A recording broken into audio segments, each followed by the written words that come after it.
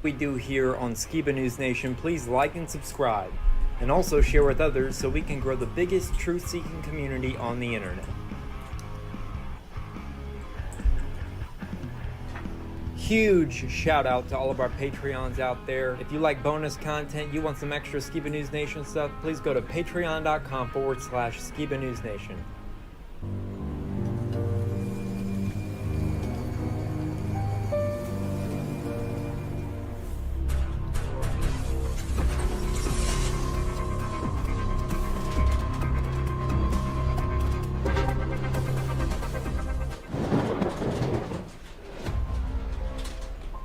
Welcome to Skiba News Nation, bringing you unfiltered views, news, interviews, discussions, and more.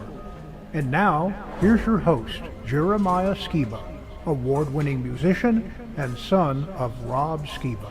With the son of the legendary Rob Skiba, Jeremiah Skiba, what's up? With my great and insightful co-host, Mr. Jake Graham.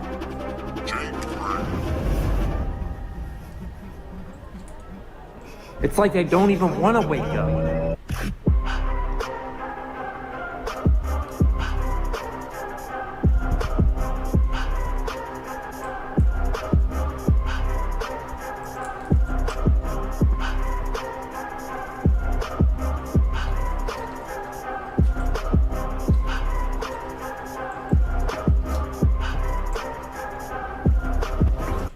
He's on a quest for truth.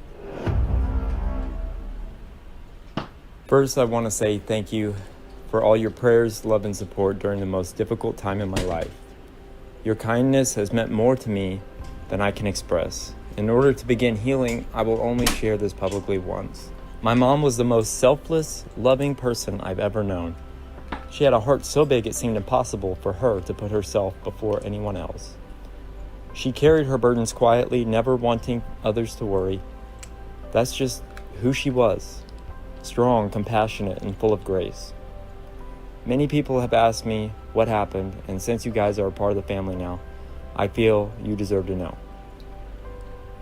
After her incredible Atlanta conference at Sacred Word Revealed, my mom was diagnosed with cervical cancer. True to her spirit, she faced it with unwavering courage, underwent treatment, and beat it. For a while, we believed the worst was behind us, and we clung to that hope. But then she began experiencing unbearable pain.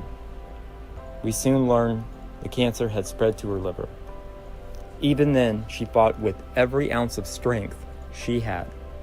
She was so brave, so determined to keep going, but despite her incredible resilience, it eventually took her life. She was a warrior in every sense of the word. Her strength continues to inspire me every day.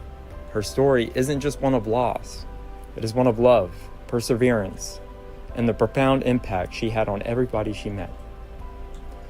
Honoring her wish to keep her battle private was one of the hardest things I've ever done, second only to losing her. She didn't want to be defined by her struggle, but by the vibrant, kind, and extraordinary person she was. She wanted to be remembered for the love she gave, the joy she brought, and the countless lives she touched. That's who my mom was. And that's how I will carry her memory forward, with love, with strength, and with selflessness she embodied every day. Some people only saw my mom as my dad's wife or his helper, but that couldn't be further from the truth. She was the quiet force behind so much of my dad's work. She wasn't just his partner in life, she was his editor, creative collaborator, and sometimes even his co-author.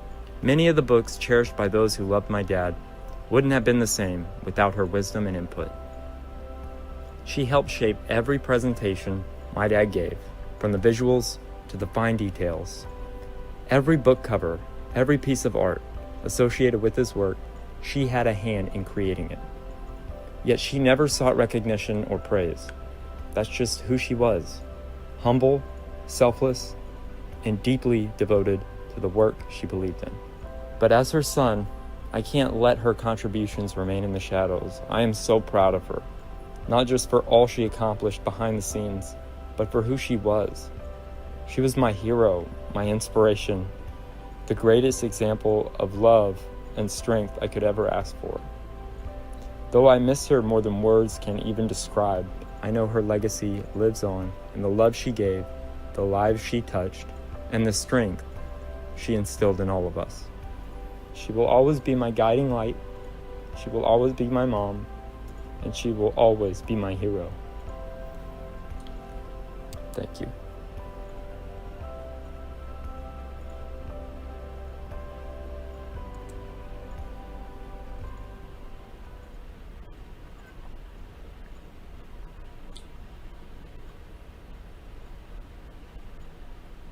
Hey Skiba News Nation family, welcome to episode 108 of Skiba News Nation, your weekly source of the latest news, controversial topics, conspiracies, forgotten history, and so much more. I am your host, Jeremiah Skiba, and today we're going to be talking about a tribute to my mom, Sheila Skiba, Antarctica Flat Earth Expedition, the Pope opening portals on Xmas Eve, aliens are scaring the birds, drones in New Jersey, AI and drones, the dangers of quantum computers, Biden and his aides, an all-new OPA'S Corner, and for History's Mysteries, we'll be talking about Jim Morrison's suspicious death and what truly happened to Jim Morrison, and an all-new volume, Volume 7, of Please Excuse My Sense of Humor.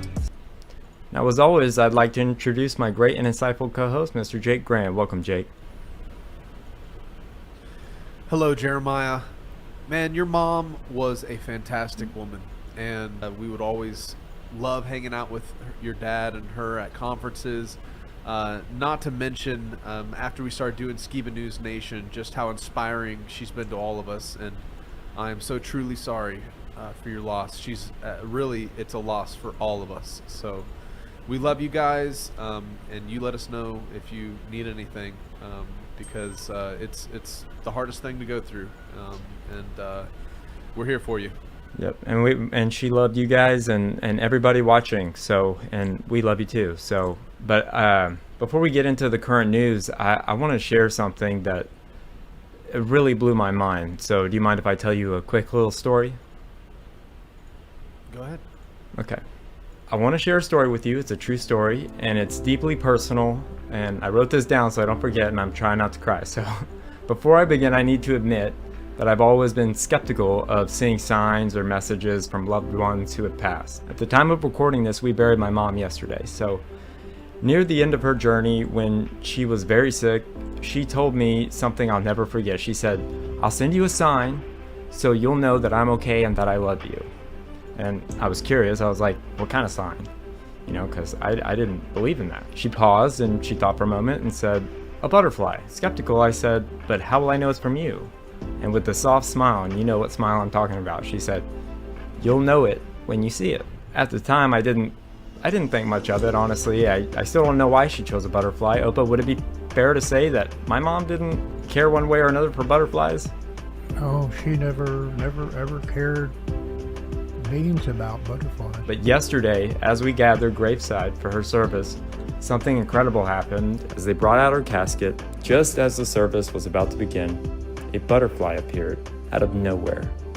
It flew down from the sky and landed right on the flowers next to her casket. It was a beautiful butterfly, delicate and vibrant. At that moment, I knew this was the sign my mom had promised me. It was her way of saying, "I'm okay, and I love you." And yes, it was real. In a time when most people might feel lost or lose faith, how could I? This moment was a reminder that our Creator works in mysterious and in beautiful ways. I have no doubt this was orchestrated by the Most High, who knew how much I needed that reassurance. So today, I want to thank our Creator for this gift. And I want to thank my mom for keeping her promise. Oh, and Mom, I love you too. So that's my story, and it was, it's hard to describe. It was so surreal because there's literally a road right next to where she and my dad are, and there are always cars driving by. There's no nature around. I don't know how this butterfly would have appeared. And it meant everything to me because at that time I was like, why? You know, and I know so many people go through this. Like, why? And they lose faith in God, or they just completely shut down. But, you know, that's my mom saying, don't lose your faith. Don't stop what you're doing. Yeah, that's my story. So. Wow, that is so beautiful, Jeremiah. You know, your mom and dad, of all the people I've met over the past few years, we go to some crazy conferences, all right? But your mom and dad were two individuals that stood out to me in this area. They were constantly looking for the supernatural, for signs, for hearing from the Most High to help lead and guide them. Your dad has some fantastic testimonies of how he supernaturally was seeing things and being led and guided, and confirmation after confirmation that kind of put him on the path he was on. And your mom too, looking for supernatural things, of little winks from the Most High to show us that he's listening to our prayers. And I think that is phenomenal that it happened on that day yesterday when, you know, you laid your mom to rest. And man, I'm not surprised. You know, of all the people of faith that I've met, Rob and Sheila, and, you know, and they're constantly seeking after just, you know, confirmation and a relationship with the Most High. And I think that's what's really inspired us all about your mom, and just the impact that she's left on us all, because even when she was going through that hard stuff, she was still, with all her might, trying to serve the kingdom of heaven. And it's just, that's so beautiful, man. Thank you for sharing. Yeah, I'm glad you liked it, and I hope you guys liked it at home. I mean, it's a true story. That was a real butterfly. It wasn't put there. It legit flew down, and Opa can testify to that. But yeah, I'm glad you guys liked it. But I know we got a great episode lined up, so you got some current news for me? Yes, we do. Let's get into it. Let's do it.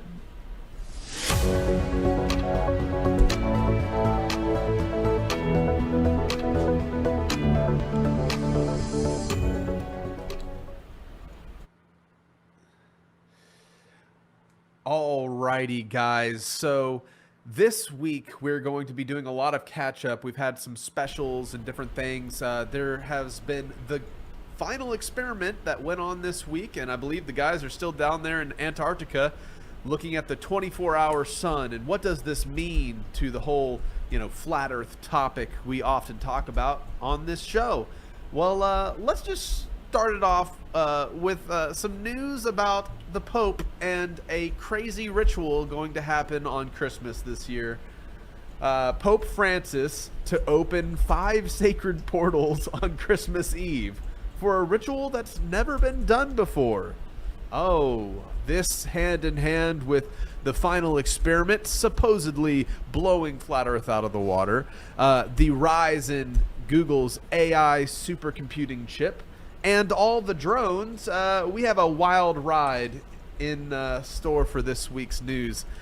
So I want to start off with the final experiment and what actually has been witnessed down in Antarctica, and some of the responses that I've seen online that you know, might give you guys something to ponder.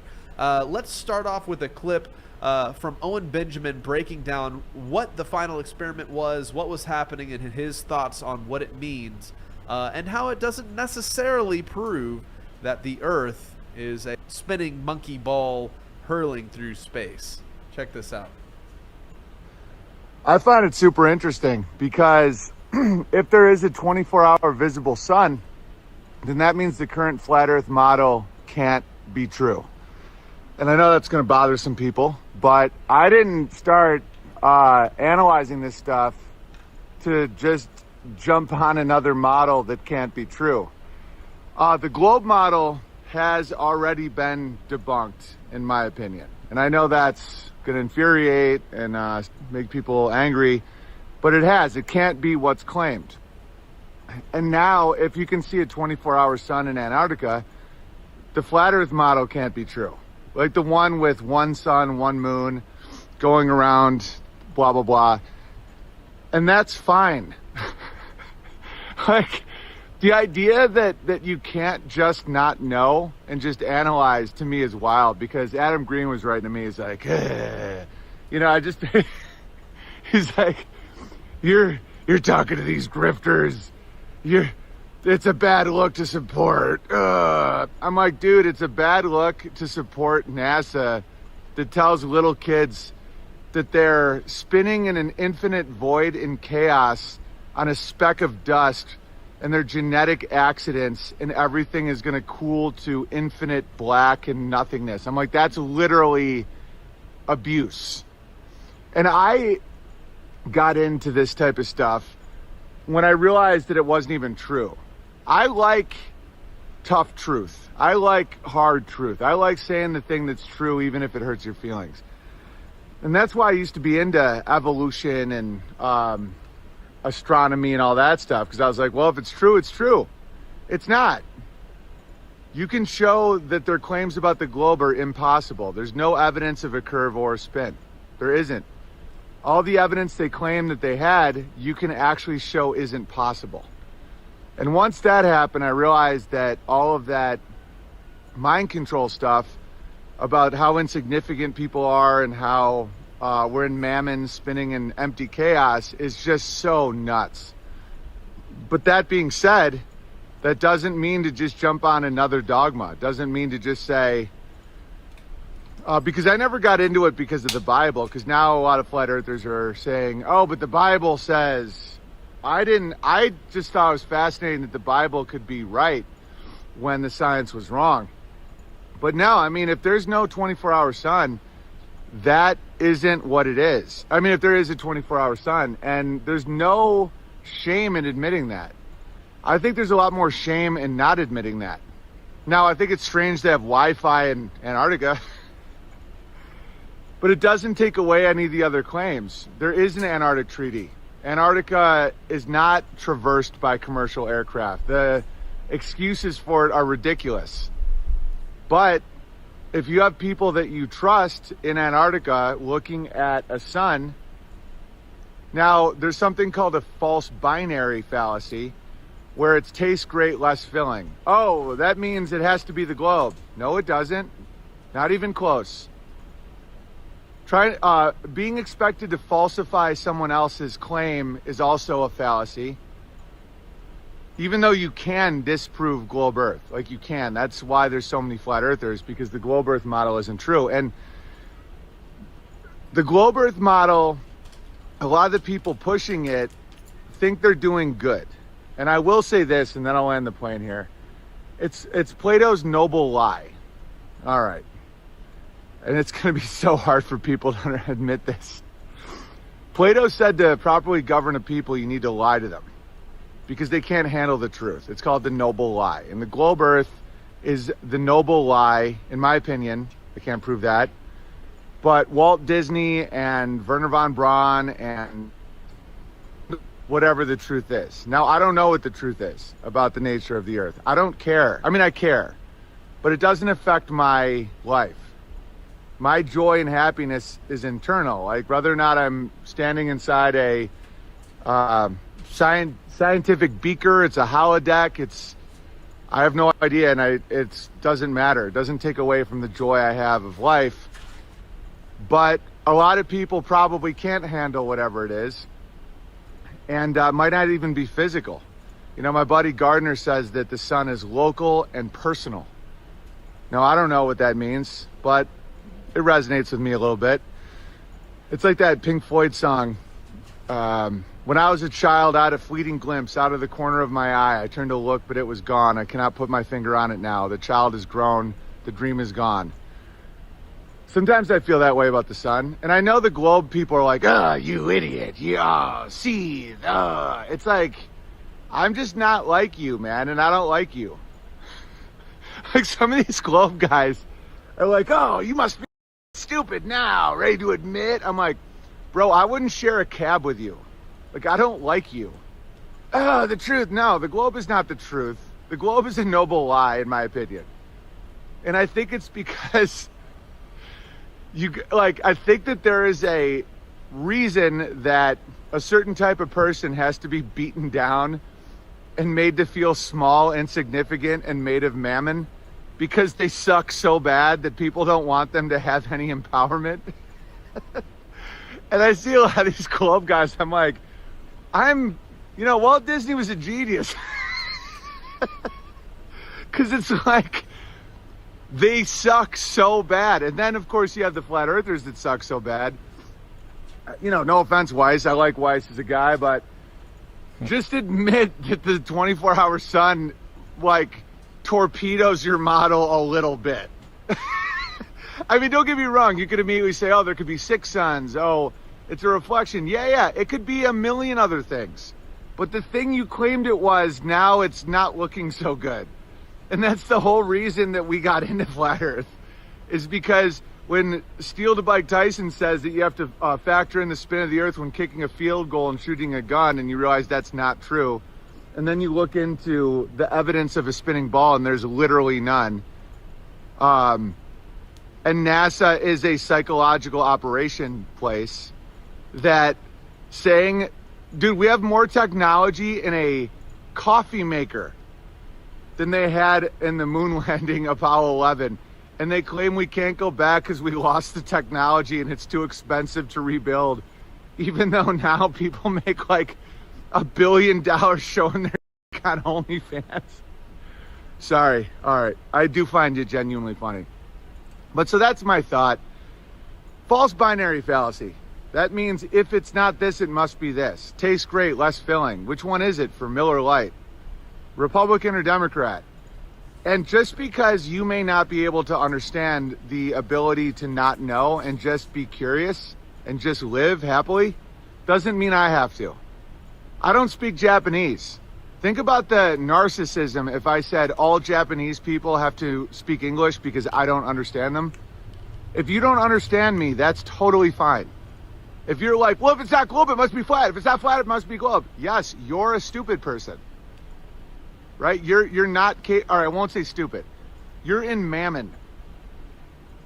I'm not. I don't externalize my agency. I don't say, even with the Bible, I know I'm not trying to be a dick, but it's like, I don't say if it's in the Bible, it must be. I don't even know who translated it. I just know that when I discern reality and it starts appearing more and more accurate in a religious text than in a science book, that's fascinating to admit. But I don't externalize my agency. I get to decide what I think is real and what isn't. I get to decide what is good. I get to say that's wrong. The one thing I do love about one aspect of Christianity is the idea of the father of lies. If it's a lie, it's from the devil. And so accepting a lie, that's why I don't believe in the noble lie. Because I don't think that we have the ability of deciding that, like Santa Claus and all this stuff, the binary political system. I don't know. I go back and forth with it. It's morally, I think it's wrong.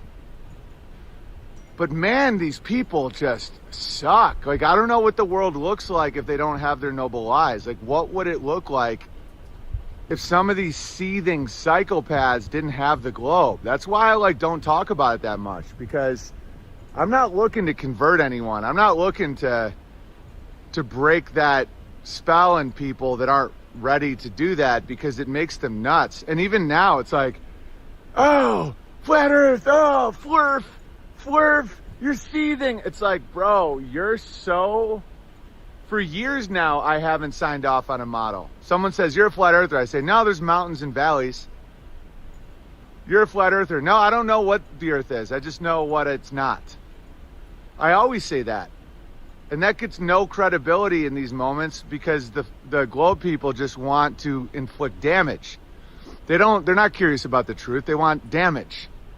And so if some Nazis and some Disney guys figured out a mental way to contain these people, I don't know. I mean, I see the logic to it, because they're just so horrible.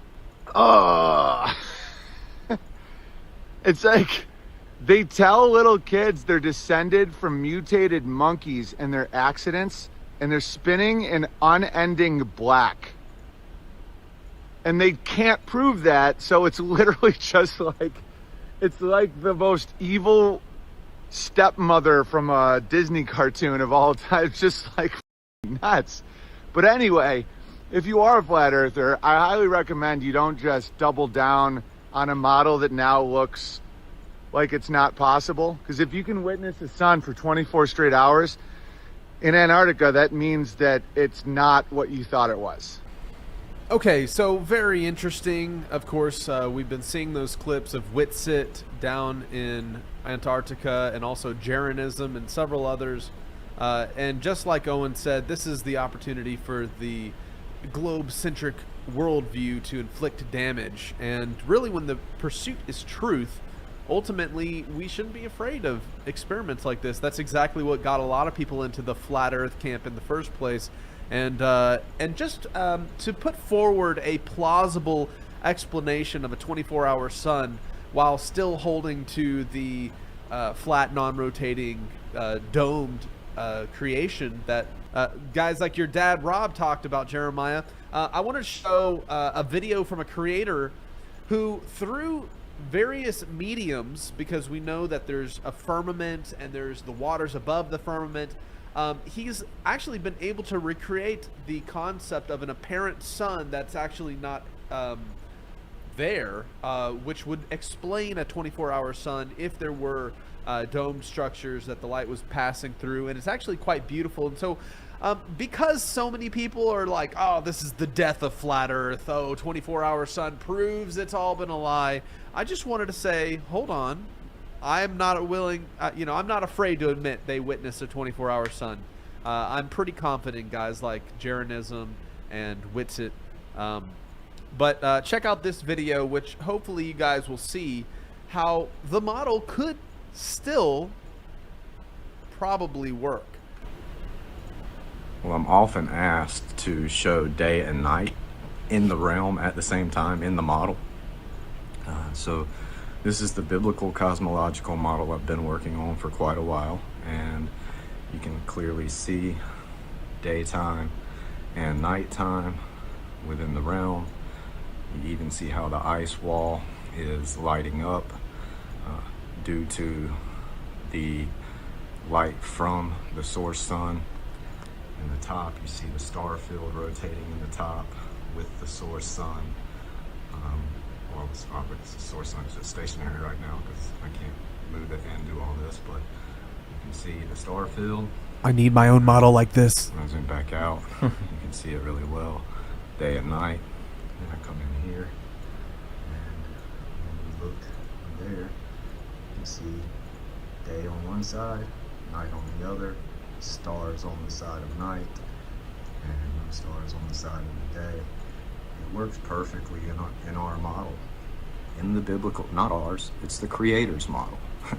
He told us how he made it in his word, and we can clearly see that it works according to how he describes it in his word. Now I'm just gonna come over here and show you from another angle. And you can clearly see the same thing. Zoom in, you see the star field, you see daytime, you see nighttime. Over and try to get here. You don't see it as good from that side because the sunlight washes out the stars from this side, which makes sense because I'm on the day side now. So when I try to focus in on the night side, I don't see the stars. But when I go over to the night side, I see the stars on the night side, and over on the day side, I see the sun. So it works just fine. I don't know why people can't accept that this model is giving proof of concept for the biblical description of our Earth. To say otherwise is extremely delusionally, intellectually dishonest.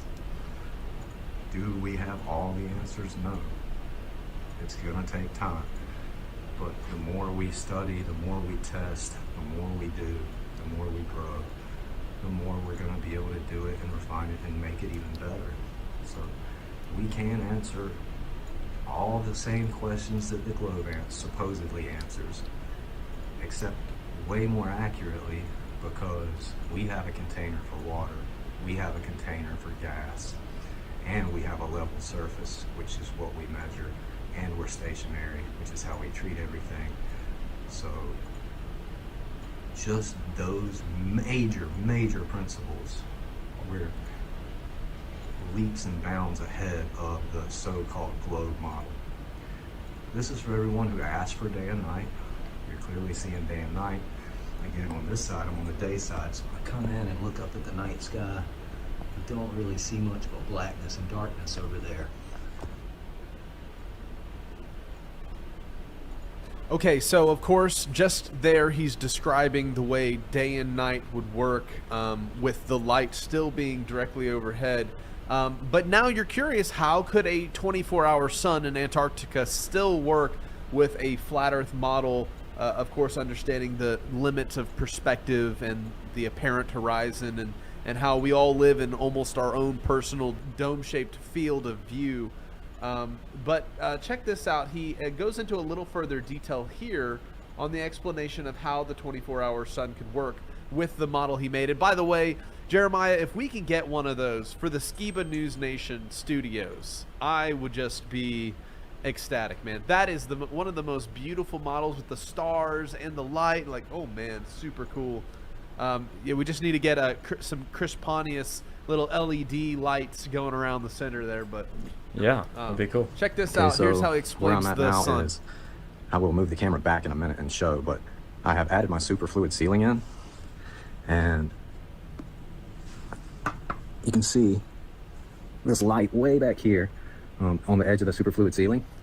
I'm gonna zoom in on that, and then I'm gonna move the sun clockwise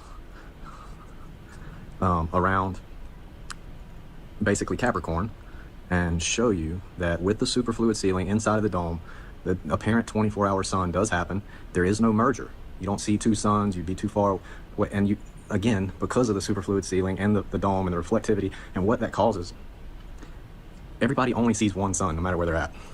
So there's no such thing as seeing two suns in the sense of how people try to use that as an excuse to why this wouldn't work, because that would happen. That's just not understanding the vastness of the realm and how the sky is presenting the light. It would not happen. It doesn't happen. You're about to see it here. Gonna zoom in.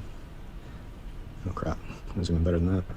So now I'm zoomed all the way in. You see the light moving, and when I move around Capricorn, you see, you get that apparent counterclockwise motion. 24-hour sun. Now, if I could once I get the superfluid built better and do the whole dome set up better, I think it's gonna work even better than this. But you can clearly see the 24-hour sun, and right there, so that's west. This is coming back around south. That's east, coming back around north, then west, and back around south. That would be the midnight sun rising in the east, coming around behind the camera in the north, west, south. So you can clearly see it works. And you don't even see the source sun. You only see that apparent sun. And you can clearly see it's going west, back around south, east, north behind the camera, west, furthest point south, east, north, well that's east, north around the back of the camera, west, south, east, north around the back of the camera, west, south, midnight sun, east. It does work in this model, in this setup. So you can clearly see, you see no merger of the sun, and you see how it's going east. This would be north behind the camera, west, south, east, north, west, south, east, north, west, south. Clearly see it. When you're in that zone, that's all you see. It's just that apparent sun.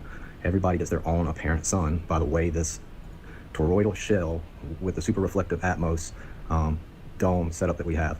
So the 24-hour sun does work. Now the cool thing is, this is an apparent position. So see, I'm moving the camera around, and look, you still see it. Yeah, here it is. Do you see that, guys? Anyway, He's showing you how see, no it's an matter apparent what your thing. Now, perspective I move the on camera, sorry, move the the camera and ice do the light wall, and everything all at you once. see an apparent You can clearly sun. see, no matter where, I'm not moving a lot, I'm just moving the very camera. interesting. It's an apparent position. Very good alternative perspective on how it could work. And it's west, south, east, north behind the camera, west, south, midnight sun, east, north behind the camera. You can clearly see in this system, it works just fine. Now what I'm showing you is the setup itself. So I have my Mimic superfluid ceiling, which is just a two-way mirror mounted in the top with magnets. Again, this is not how I think it is exactly, but it's close enough to give us an idea of what's happening. I'm going to get some more stuff to modify and make this better, especially more toroidal-like, so and see what all I can learn from that. But you can see I've got the two-way mirror, and then right now I've even got the star field projected in. And what's interesting is you can already see that counter-rotation, counter-rotation view. And when I do like long exposures of this in the dark, you can't even see the two-way mirror that would represent our superfluid ceiling and our second Gaussian surface that allows for horizontal lines of equipotential voltage and also aids in the observed celestial phenomena that we see. So I use that two-way mirror mounted in the top. I'd really like to have it much lower. I think it's way too high personally as far as being closer to scale and what I'm trying to show, but it works just fine. You saw how it accounts for the 24-hour sun and gives you an apparent southern sun no matter where you're at. And if once I'm able to get this to a larger scale and put the camera inside, you're going to see that from that view the sun would stay kind of low, moving horizontally around the horizon the whole time it's visible as well. So that's another question to get. Well, how do you explain it staying low on the horizon the whole time? Well, it's just optical. And then you look. All right, Jeremiah. So I love little experiments like that offer logical explanations for what we observe. And it really reminded me of your dad's experiment of, pulling the sun cardboard back on the table and showing the sunset on a flat horizontal plane, just because of the magnification of the atmosphere. And this, to me, is a plausible explanation for the 24-hour sun in Antarctica. And also you saw how he shifted the view around, and the apparent sun was visible no matter what area of the wall you were on. So all right, anyways, what a great alternative explanation for the possible 24-hour sun in Antarctica. Before we leave the flat earth topic, I just want everybody to be reminded of why there's flat earthers to begin with, and it has to do with this video. Check it out. Why we're not getting to see these images live. The Apollo 11 landing was broadcast live. Why now don't we have the technology to see all of this live? And we're getting a picture on the TV. You got a good picture, huh? He's on the moon. And the second man is on the moon. Neil Armstrong getting ready to move the TV camera now out to the panorama position. Okay, as far as distance goes, Neil, and we'll line you up again when you finish the panorama.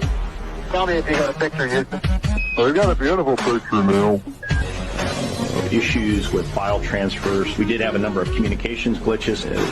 We had either forward or return link problems. Also during coast in the zero gravity of environment of space. It's very difficult to transmit on the fly, if you will, and get that all the way back to Earth. Struggle to get communications. Unfortunately, they're going to be in the darkness. They will not be sunlit, so we won't get very good video of them. Some people like to say that it's either or. We're either inept or the earth is flat. But I would like to say it's probably both. All right, guys. So we have some other cosmology-related things appearing in the heaven on the east coast of the United States. And some crazy footage recently of flocks of birds becoming increasingly disturbed in that area of the country that we have all these drone reports coming out of. Check this footage out.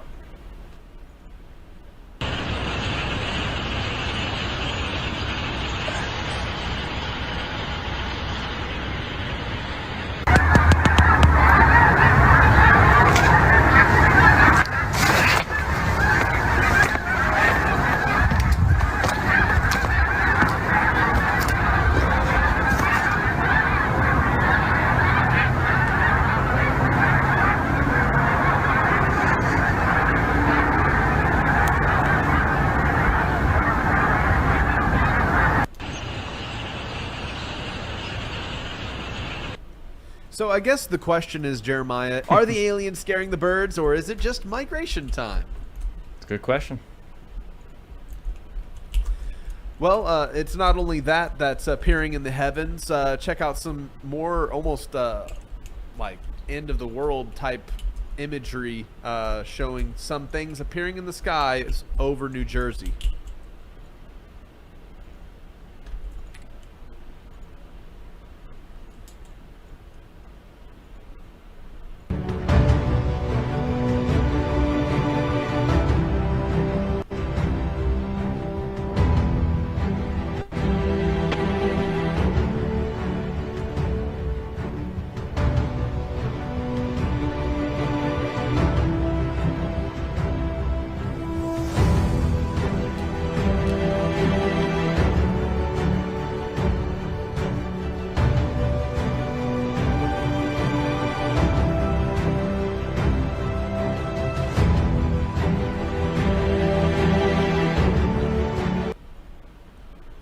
What is going on in the skies over New Jersey? Now, I can't help but to think it is U.S. military activity. That's why the country doesn't seem to actually be up in arms, sending F-20, whatever planes to intercept these bad boys.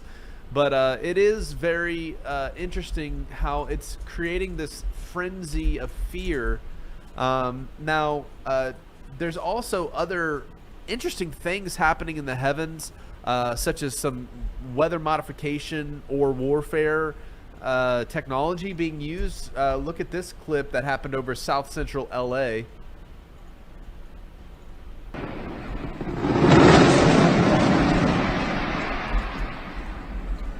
What the? That's exactly what I would say.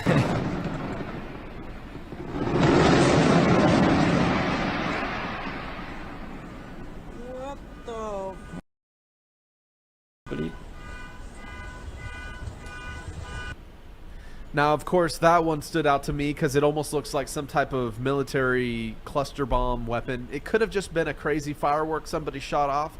But considering how we have drones in the sky, it would make sense that they're also developing weapons like this that could turn a cloud into like a firecracker to destroy said swarms of drones, if you know what I mean. Oh, now Jeremiah, I'm going to say I'm starting to become a little alarmed at how bureaucratic the process of investigating these drones are. Like, the fact that they have to have like a subcommittee go through a meeting and decide, are we going to shoot one down so we can inspect it?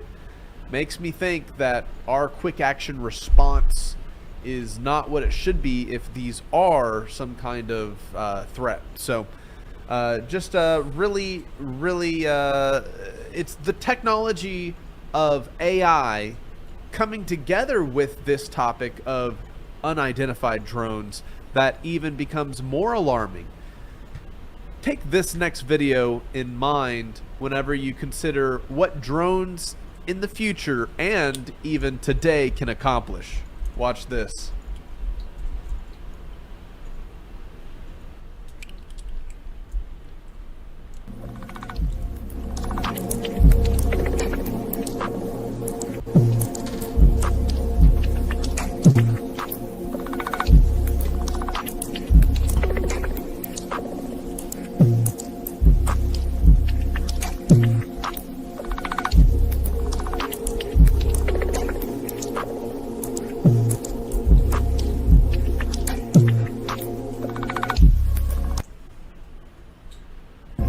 I mean, just look at it in rigid space, what it's able to accomplish. I mean, look at it, it's like worming its way through a tunnel that doesn't even exist in midair. Definitely looks alien, for sure.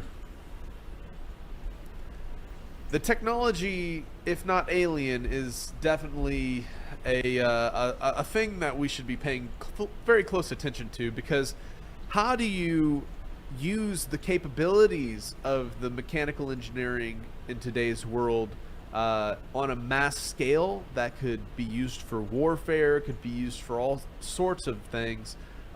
We have just some of the evidence with how drones are being used for entertainment in today's world is another aspect of this that we're hardly recognizing, but it all is brought together in the fine web that is AI, and the ability for our computers to do the grunt work for us so that some of these things can actually be utilized in a mass scale. So with that said, we're talking AI. BBC just recently did a bit on a new Google computing chip, and I want you guys to watch very carefully because this is the future. This is the future of computing technology, and I'm gonna have Opa weigh in after this clip because he's a guy who worked in the computer industry for a very long time, and it's going to be fascinating hearing his perspective coming from the beginning of the industrial computing age, entering into the quantum computing age. Now check this out. Now, the latest development from Google that it describes as a state-of-the-art quantum computer chip.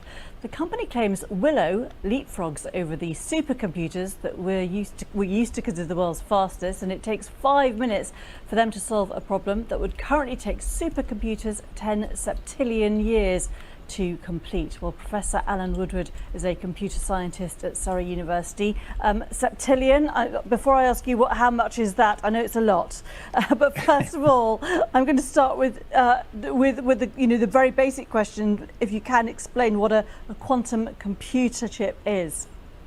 Right, that's the $1 million question. The in conventional computers, the laptop I've got in front of me, the unit of information that's used for processing is called a bit. Most people have heard of a bit, and it has two possible values, 0 and 1. And typically the way they're implemented on a chip is with a transistor, which is a fancy switch, so the switch is either on or off. So it's either 0 or 1. In quantum computing, you use what's called a quantum bit. And the quantum bit can also be 0 or 1. But if you can coax it into this very special state, it's a complex combination of 0 and 1. Some people argue that it's all possible values at the same time between 0 and 1. And if you get lots of those working together, then you can actually, it turns out there's some algorithms you can do which are much faster in that sort of state with a qubit than you could ever do on a conventional computer.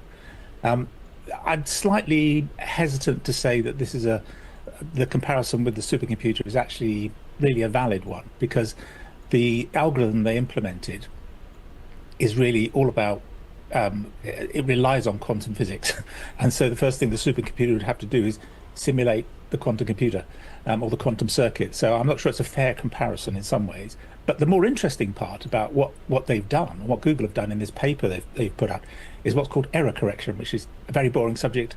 Most people will never have heard of it, but we're all relying on it. I'm using it right now.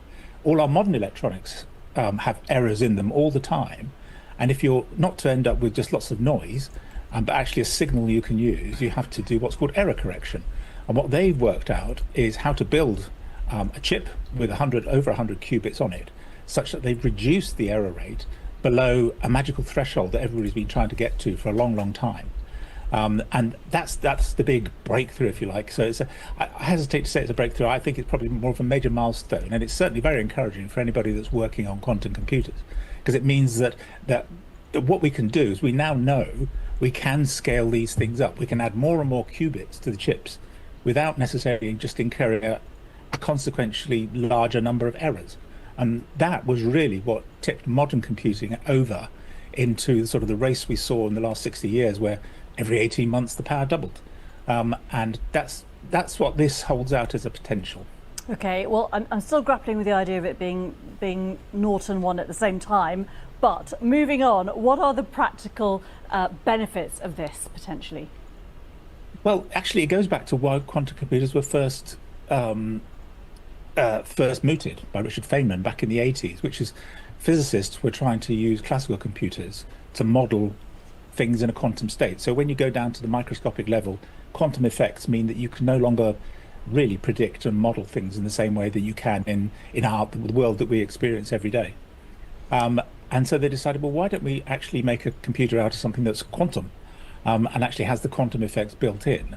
And that's actually what it turns out it's best at, is modeling materials right down at that microscopic level. So if you can imagine something like a drug company that's trying to model various molecules and how they interact, the quantum computers hold out the hope that they can do that much faster than they can with a conventional computer, and they can run through all sorts of combinations that would take them potentially years on a conventional computer and do it hopefully in minutes on a quantum computer. So potential health uses there. What about the risks?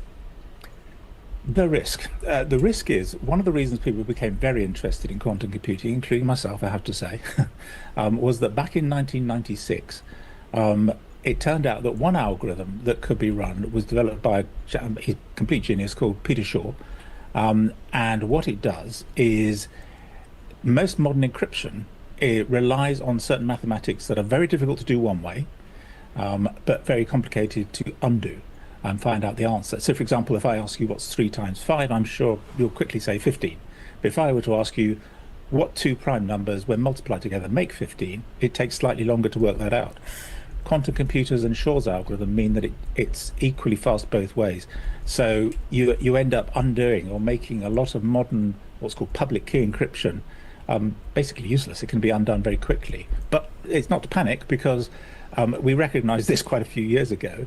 And indeed now people are being encouraged to move on to what's called post-quantum crypto systems, and to show that quantum computers are not just conventional computers sped up, but they're very good at certain algorithms. What we've come up with now is crypto schemes that don't have this, and a quantum computer will take just as long to crack it as a conventional computer, if not longer. So there's kind of risks, but there's a solution there. That is good to know. It's absolutely fascinating. Wish we had longer, but Professor Alan Woodward, thank you so much. Wow. Well, what are your thoughts, Opa and Jeremiah? What do you guys think is coming with the AI technology revolution? Opa, I'll let you go first. He's pointing at me. Well, you know, I don't know. I think it's quantum computing. I think basically, to me, is a name, because what he described there was something that computers did back in my day, a long time ago, and they went away from it. They're called trinary state. You had an on, an off, and a maybe. So it was a 1, a 0, or a maybe. And they worked with those kind of computers for a while, but found that just working with an on and an off state, a 0 and a 1, was much easier to work with. And I think what they did is they took the same approach in this quantum computer, where they have an element. Instead of a transistor that you just turn on and off, they have, I think he calls it a qubit, where it can go on or off, or maybe. So he's describing a trinary computer. And I can see some advantages there, because a lot of, if you get into calculus and some other mathematical equations, there's a lot of times where I guess, imaginary numbers, it's something that you don't know whether it's really this value or that value, but if I take either of those values and go on with my computing, I can get a better answer later on. So it's not surprising to me. The quantum computers don't really surprise me, other than the fact that they've gotten them very, very small, like they have with all of the new computer chips that go into your iPhones, iPads, Androids, and iPads and all the other stuff. They keep shrinking and shrinking and shrinking the size of the transistors and the leads. They've done the same thing with quantum computers with the tri-state capability, and so in some cases they can do things faster. I think Opa's the expert. Yeah, Jeremiah, I wanted to ask you, if the quantum computers prove the matrix, are you going to become Morpheus, or what's your plan? I don't know. I'll consider it. I feel like it's kind of scary to play with computers like that, right?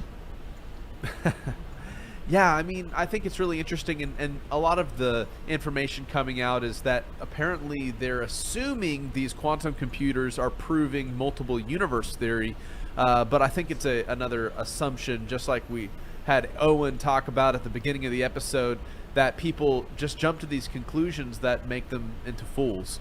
And I think it's a very interesting thing. To get deeper into the topic, we have a segment here from a well-known broadcasting host, Glenn Beck. Check this out. Where we were on Monday with Willow, which is a new computer chip from Google that they just tested with the new quantum computer. 2 years ago, we talked about quantum computing because it could process 54 what are called qubits. That was astonishing at the time. And I read article after article. Once you get over 100, it's going to be like, you won't believe what this can do. And we're at the very beginning. 2 years ago, we were at 54. We're at 105 qubits. A qubit is a way to open up, I don't even know how to explain it, the universe, and test a theory, and search for all answers at the same time. So right now we have to think linearly. We have to think, okay, 2 plus 2 is 1? No. 2 plus 2 is 2? No. 2 plus 2 is 3? No. 2 plus 2 is 4? Yes. Okay? So it's ones and zeros. It's either a yes or a no. Doesn't have to be, but that we don't have to go into that. Yes or no. And it tests all of them vertically instead of linearly. Got it? So it can come up with answers like nobody's business. And it works with quantum physics, which quantum physics, everything breaks down with quantum physics. Einstein said God doesn't play dice. Well, if quantum physics is true, perhaps he does a little bit. Because what they're finding now, especially since Monday, is one thing. First, they can solve the most complex problem that we have ever tried to solve. I don't even know what it is. I'd like to ask that question. But it took this new quantum computer 5 minutes to solve a problem that would have taken our best supercomputer 10 septillion years to solve it. Go through it's million, billion, trillion, quadrillion, quintillion, septillion. Okay, that's a lot. In fact, they describe it as vastly more than the age of the entire universe. Quite an understatement there, right? Yeah. How old is the universe, they think? The accepted one is 13.8 billion years. Okay, 13.8 billion years. This is 10 septillion years would have taken to solve this problem with our best supercomputer. I would like to ask the question, what was the question? And what is the answer? And how do you know it's right? All right. So now that happened on Monday. They announced that on Monday. Now the guy who's the head of Willow, the guy who's in charge, he's the founder and the leader of the Google Quantum AI team. He's a physicist. He said the result, the high-speed result, lends, I'm quoting, credence to the notion that quantum computation occurs in many parallel universes. So, I mean, you have to almost go to Marvel to understand. It's as if when they put a question in, all the Spider-Man movies are stacked up on top of each other. You know what I mean? Not the Spider-Man, Spider-Man 1, 2, and 3 with the same actor. He's in one universe, but all the other ones with different actors, they're all happening at the same time. Okay? That's what it means for parallel universe. And he says it shows that That's where the quantum computing is happening. It's actually opening up and going into other universes. It's fascinating. Yep. This proves that theory is where we're doing the computations in all these different universes. Now, the problem is, over the weekend, there was a massive nerd fight. And another guy who is an astrophysicist, Ethan Siegel, he says that's ridiculous. And the Google guy should know. And he says that it has nothing to do with it, blah, blah, blah. So there's a nerd fight on he said parallel universe and multiverse are very different. Now, I don't even think Marvel can explain the difference. I have no idea. But that's the level of the nerd fight we're in. However, here's what's really cool is at 54 qubits, okay, so about half of what we have now, and don't ask me how this happened, I have no idea. They opened a molecule, and they could measure it here, and when it was turned on or whatever, I have no idea. I'm sorry for everybody who is really past an 8th grade education. I apologize here to your head's going to hurt. But they opened it somehow or another, and they were observing it in like Silicon Valley or wherever this is. And then they opened the same one. It appeared in London. And they verified that the changes they made in Silicon Valley were happening it's the same molecule, and it was happening at the same time someplace else. What? Isn't that nuts? Yes. They thought that time at 54 qubits, they thought that's going to lead us to the discovery of how to travel without airplanes and everything else. Like instantaneous travel. Instantaneous travel. That would be incredible. Yes. Okay. So, all of these things coming up. Now listen to this. What they say is, this is such big news because we're going to be able to solve some of the biggest problems. Okay, I want to know what the first question. Are you interested in what the first question was? Sure. That took that? Okay, I don't know what it is. I'm sure it's just mathematical, but I have no idea what it was. I'd like to know.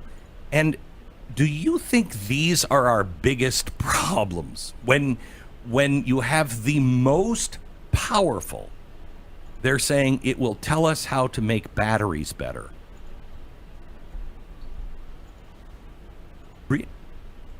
That's what we're going for? We're going for how batteries can be made better? So it could further humanity by curing some diseases. Okay. Some diseases? It's good. It could be big. Could be maybe not I think so big. that might be an understatement. I mean, you're opening all this up and you're like, yep, we're going to be able to drive for 400 miles, maybe as much as 700 miles. Come on. Come on. There's got to be something bigger than that. Okay. So anyway, as all of this is happening and makes no sense to anybody, I think all of the scientists are even bluffing. They don't know what they're talking about. It makes no sense. Let me give you this story. New sales data from BookScan shows that Bible sales have increased 22% through October of this year compared to the same period last year. I don't know if you know this, Bible sales have been going down for maybe about 100 years. Went up 22% this year. In the first 10 months of the year, Americans purchased 13.7 million Bibles, which Bibles now are on track to surpass last year's 14.2 million. Here's why it matters. Over the same period of time, print book sales increased less than 1%. So you can get it online. People are actually going out and buying paper Bibles for their house and their family at unheard of rates when everywhere else the Bible is going down. Why is that happening? Try to relate it to the first story I just gave you. Mandela effect. Nothing makes sense. Nothing makes sense in our world. You're like,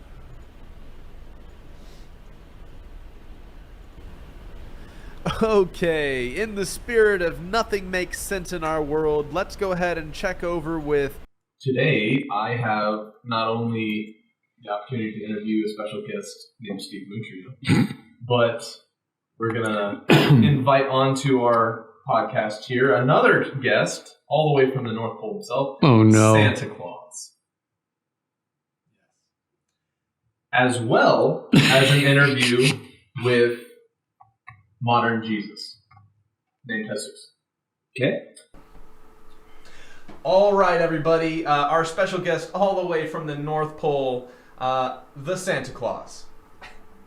Oh, hello, Steve Mutria, Adam Fink, and Jake Grant. It is I, the Santa Claus. I'm ready for your questions. I'm ready for all of them.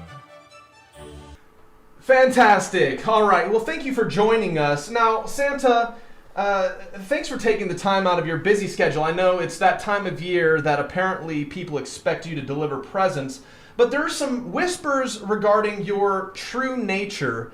Would you care to comment regarding this?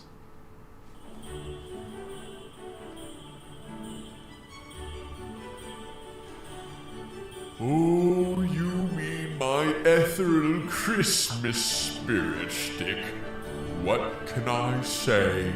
I'm charming, I'm festive, and I'm fantastic at distracting people from, well, just about anything biblical or historically accurate. Fascinating. Some critics argue you're more about assimilation than celebration. What's your response? Assimilation?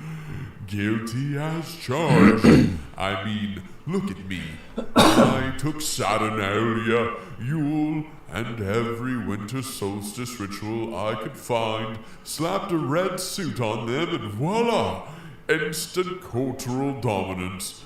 You can't conquer hearts with brute force, but carols and lights and consumerism, that's a slam dunk. So you're telling me you're like a festive Babylonian empire? Exactly.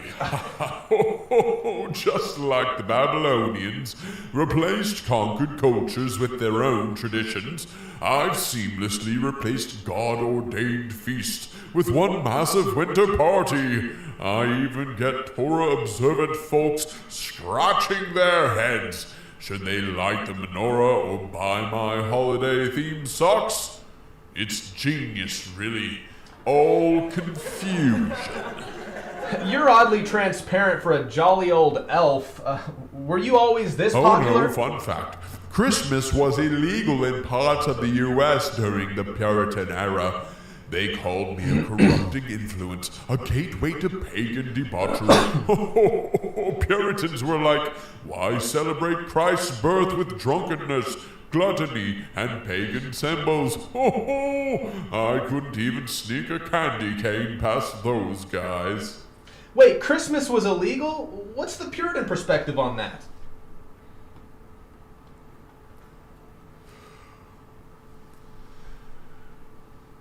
Oh, Christmas is a popish pagan abomination. They weren't all wrong. The Puritans saw how the church trying to Christianize pagan customs had tied December 25th to the winter solstice. They knew I wasn't in the Bible, my reindeer definitely not kosher, and they were appalled at the idea of replacing God's appointed festivals with made-up holidays. To them, it was Babylon all over again, erasing truth and replacing it with tinsel. So, how did you go from outlaw to icon? Adaptability. I waited for a softer, consumer-driven society where sentimentality could trump theology. The Industrial Revolution helped too. Mass production made it easy to sell toys and nostalgia. Soon enough, I was the poster boy for family memories and gift-giving. But don't forget, every present under the tree comes at the cost of biblical tradition. Speaking of cost, people claim you bleed them dry every December financially.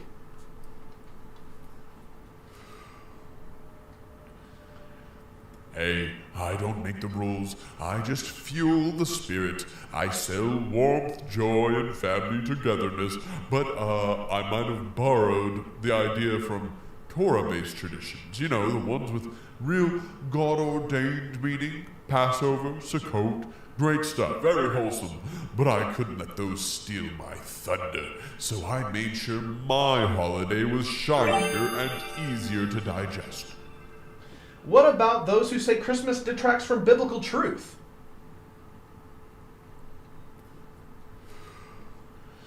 That's the point.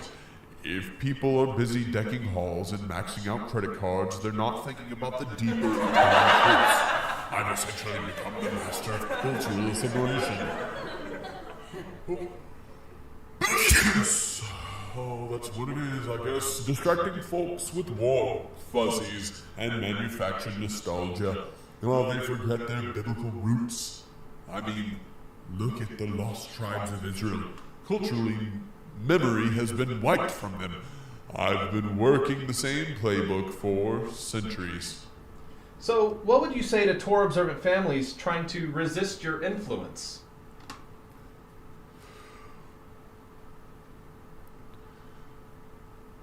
Good luck. Stick to your feasts if you must, but I'm irresistible. My spirit is everywhere, on TV, in schools, even in your neighbors' yards. But if you want the real challenge, ask yourself this. Are you celebrating truth, or are you just along for the sleigh ride? Santa, you're diabolical. Oh my. Call it what you want, but I've got cookies waiting for me. Merry Christmas, or as the Puritans might say, bah humbug. Oh, well, thank you for your interview, I guess. We appreciate your time. I'll be seeing you around, Steve Mutria, and Adam Fink, and Jake Grant.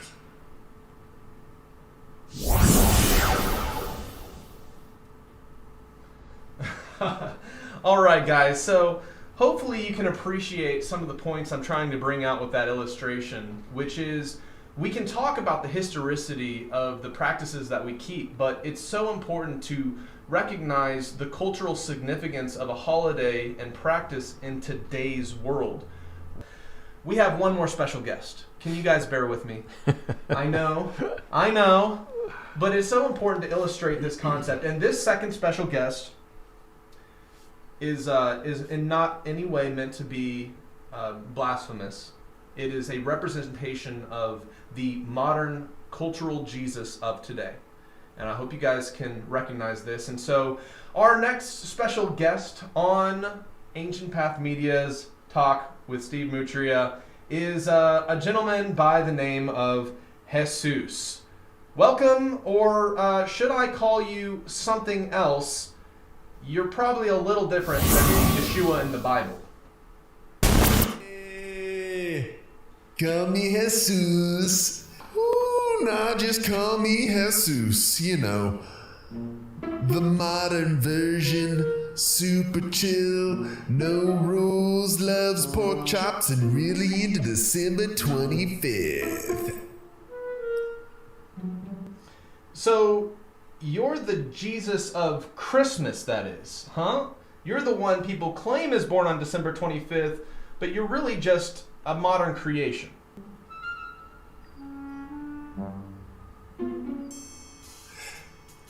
I'm into the vibes, man. It's a vibe. Why let pesky things like truth get in the way?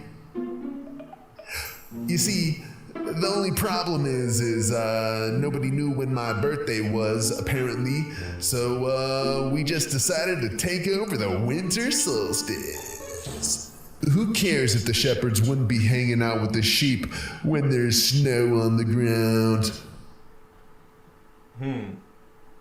Well, critics say you're more of an imitation than the real deal. If you are more of an imitation than the real deal, what do you have to say to that?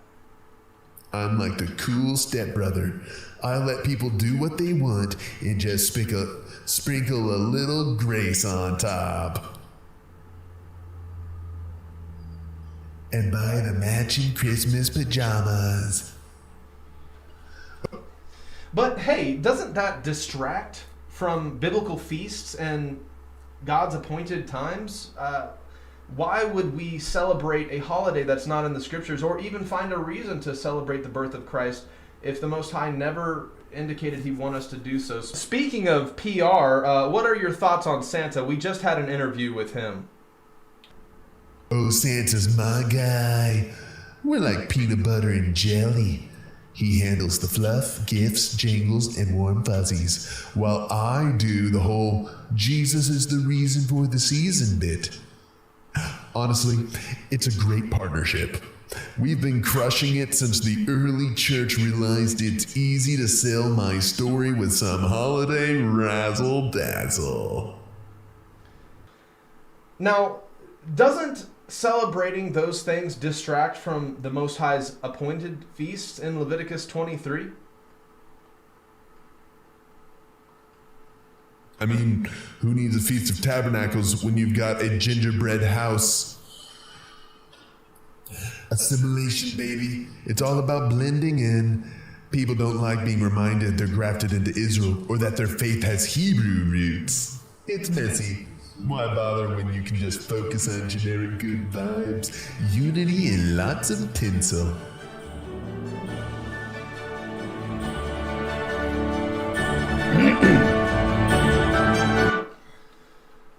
Alright guys, I know that was super corny, and these guys over here are looking at me like I'm crazy, almost like I was interviewing myself or something. But the truth is, the reason I'm making these illustrations is because those are the two options on the world stage. The secularist view of Santa Christmas, and then the faith-based perspective of observing a holiday to commemorate Christ's birth. And so these are the two things that people are balancing back and forth. And oftentimes we find the people that are holding tightly onto this one, the secular Christmas, are using Jesus and their faith to justify family traditions that are full of warm, fuzzy memories. And I think that's the slippery slope, because it really is the only time of year that people get together and are around family, spending time. It might be the only time of year that somebody gets a gift from somebody that they love. And so I can absolutely understand that people are holding on to this time frame tooth and nail, really.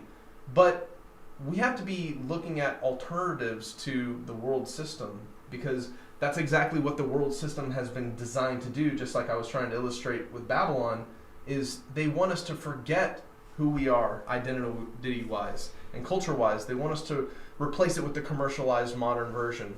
Joe Biden, the sitting president of the United States of America, and a little investigation into Joe Biden's aid. An investigation into Joe Biden's aides, not the kind you get doing what Hunter Biden does, but rather the gay guys that seem to inhabit the White House, that for some reason I'm starting to notice a pattern with the O'Keefe Media Group always being on dates with people in Uptalk. It's very interesting. Let's check out this breaking news. Biden is like dead. He like can't say a sentence. He's like really like progressed in his old age. Everybody recognized. I can't believe it wasn't a No bigger duh. scandal. He'll be dead in a year. Meet Henry Appel, an advisor for the National Security Council. Henry Appel shared that President Biden had called the NSC White House phone while on a foreign trip looking for NSC advisor Jake Sullivan. Henry told the president that, in fact, Mr. Sullivan was not at the White House, but on the same foreign trip as President Biden. My boss was on an international trip with him, like in Europe or something. The phone rang in the office, and I was like, "Well, the president, Henry." He was like, "He's safe there." He's like, "No, he's traveling with you. He's on the same trip as you are." In another encounter with President Biden, Henry Appel from the National Security Council revealed a phone call exchange. On the call, Biden was asking for NSC advisor Jake Sullivan. Henry told Biden that Sullivan had left the office for the day. Biden stated he would call Sullivan's personal phone. Instead, Biden called the same office 10 seconds later, asking for Sullivan again. A couple weeks ago, I was like the last one in the office. They were going to be called from my boss. And so I picked the phone and said, "Hello, Mr. President, like, it's Henry on Jake's phone. He's left for the day, but I can try to get him on line for you." And he like asked me some questions, and I was like, "I don't know, like, let me get the track him down. Let's call his Secret Service detail." And it's like, I'll try his like unclassified phone. Like then, like 10 seconds later, same phone. I picked it up again. I was like, "Hi again, it's Henry." He was like, "Is Jake there?" And I was like, "No, you called the same office." Henry Appel stated that President Biden did not understand basic words in meetings at the White House. Another time my boss went in to brief him, I heard the talking points. I said like, "Oh, this is like a novel phenomenon or something. Like it's new, like it hasn't been done before." My boss said it. I was just like novel? Like, what do you mean, like a book? Like, you mean novel? The true meanings of the word novel, like he lost them. Henry even goes on to say, on his dating profile, his greatest strength is, quote, oversharing on the first date. You can't make this shit up. Henry Appel states that we, referring to his team at the National Security Council, were crying the night of Trump's victory, claiming they are all, quote, trauma bonded. So everybody's probably like just drunk, right? What? No, wait, it's like drawn us closer to each other because like we're all going through it together. You know? We shared trauma. It's a thing. Trauma bond. We're trauma bonded, yeah. Right. What was it like when you guys found out? There were a lot of tears the next morning. I gotta find a new job.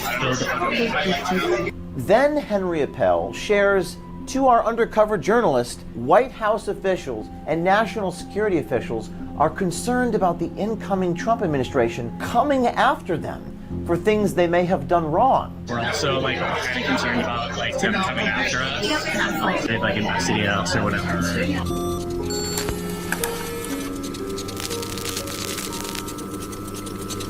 In recent months, many of our fellow Americans experienced unprecedented natural disasters and damaged infrastructure, making access to healthcare essentials impossible at the very moment it was needed. When disaster strikes, being prepared is your best defense. And now I'm excited to share with you the brand new Field Emergency Kit from our friends at the Wellness Company. The ultimate survival kit for any situation where medical help is not an option. EpiPen. Within the NSC, Henry Appel works within the Intelligence Programs Directorate. According to multiple government websites, the division is responsible for overseeing and coordinating intelligence activities across various U.S. intelligence agencies, providing the NSC with crucial intelligence analysis to inform national security decision-making, essentially acting as the primary point of contact between the intelligence community and the National Security Council on intelligence matters. Henry met our OMG American Swiper on a dating app in Washington. He spoke more in depth about his NSC job and his background, even mentioning he was a spy at one point in his career. I work. I started my career working like intelligence. So I work in the intelligence programs directorate of the National Security Council. So we give like all of the senior policymakers like all the secrets. It's like diplomacy and international relations, like war, like war in Ukraine. My office is like super involved in Me it. too, feeling. How was that drawing? Terrible. Oh, yeah. For a while, I thought I was going to be a spy. You thought what? I thought I was going to be a spy.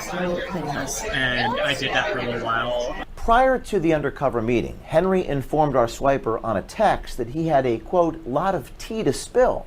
Then in the meeting, Henry stated again, here's some tea, and spilled that tea on President Joe Biden's cognitive issues. Well, here's some tea. Joe Biden is like dead. Not literally. Like he can't even just say a sentence.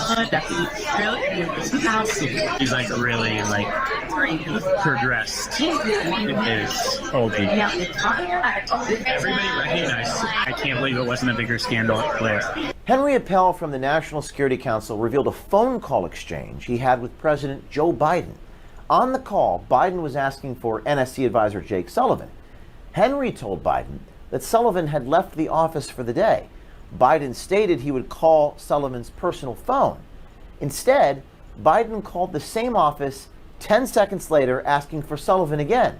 Biden asked, "Is Jake Sullivan there?" To which Henry stated, "No, you called the same office, Mr. President." A couple weeks ago, I was like the last one in the office. There would be a call from my boss. And so I picked the phone and said, hello, Mr. President, like, it's Henry on Jake's phone.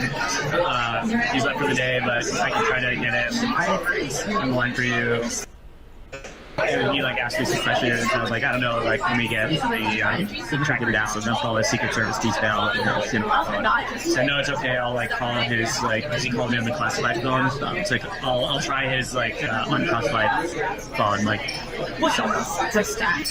And then he called, and then I was like, okay, well let me know if you have any trouble. And then like 10 seconds later, same phone. I picked it up again. I was like, hi again, it's Henry. He was like, is Jake there? And I was like, no, you called the same office. Like, let me call the Secret Service detail for you. So I did. In another encounter with President Biden, Henry Appel shared that President Biden had called the NSC White House phone while on a foreign trip looking for NSC advisor Jake Sullivan. Henry told the president that, in fact, Mr. Sullivan was not at the White House, but on the same foreign trip as President Biden. Another time, my boss was on an international trip with him, like Europe or something, and the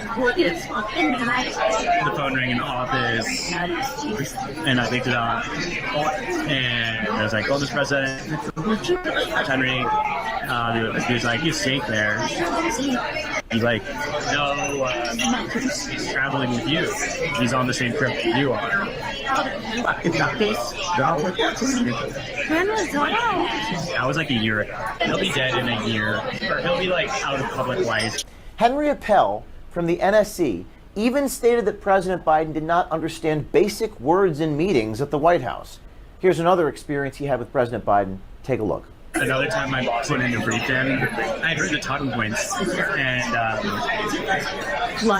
I said like, oh, this is like a novel phenomenon or something. Like, it's new, like it hasn't been done before.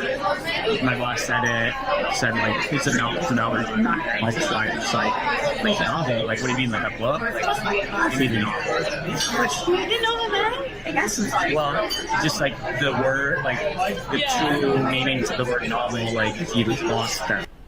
Henry Appel states that we, referring to his team at the National Security Council, were crying the night of Trump's victory, claiming they are all, quote, trauma bonded because of Trump's victory. I gotta find a new job. So everybody's probably like, she's gone great.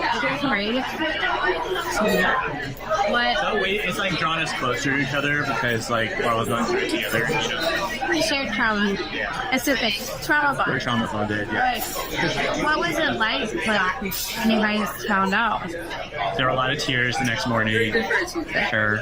Then Henry Appel, National Security Counsel, shares to our undercover journalist that White House officials and national security officials are concerned about the incoming Trump administration coming after them for things they may have done wrong over the next 4 years. We're also like kind of concerned about like them coming after us.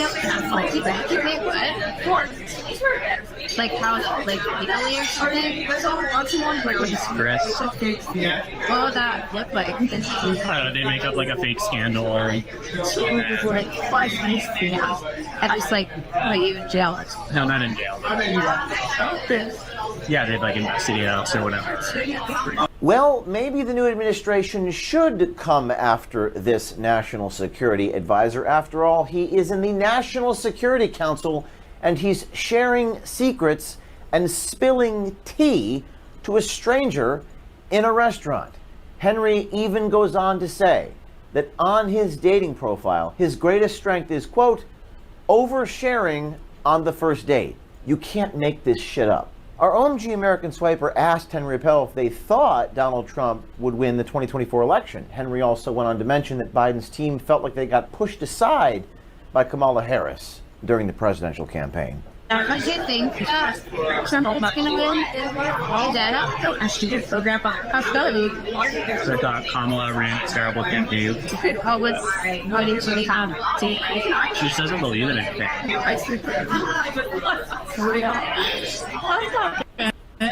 Like Biden and his team like felt did not like that they got pushed aside. Like wait, so his people don't just like unarmed In the last meeting with Henry Appel, Henry showed up to the restaurant, but he didn't find his date. He found me. He pulled a Chris outside Hansen of the restaurant, right here, waiting for him. Here's part of that conversation. Hi, I'm Chris Hansen. Henry? Henry Appel? National Security Council. Hi. I gotta ask you a question. What the hell is the guy who's an advisor to the National Security Council doing? Spilling the quote tea to an undercover journalist. Stay tuned for that full interaction with Henry to see how he responded. And if you're on the inside of the White House or any government institution and notice corruption or lies hidden from public view that you want us to disclose to the American people, please email us tips@o'keefemediagroup.com or text us at this phone number here, 914-491-9395, and our journalism team will get back to you. Thank you, and stay tuned. Oh boy, very interesting. So there you hear it. The aides for the president are reporting his basically his funeral before it's happened. So pretty alarming. That's the state of the executive branch. What are your thoughts, Jeremiah? I mean, he didn't really disclose anything we haven't talked about. I mean, we all know Joe Biden's not all there.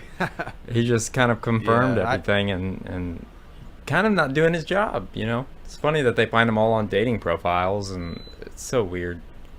But, he did it's always a date. He did a Chris Hansen. Hi, I'm Chris Hansen. What are you doing here? It's great.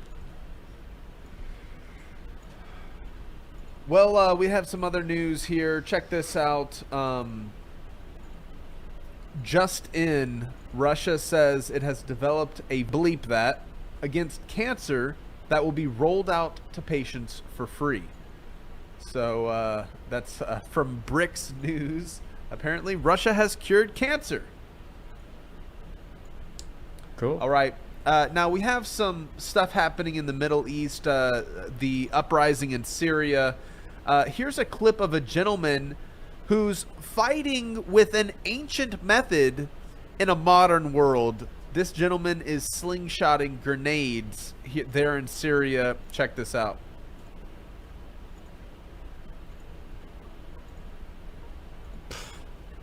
Now, this is footage from Syria. Have you ever done a slingshot like that?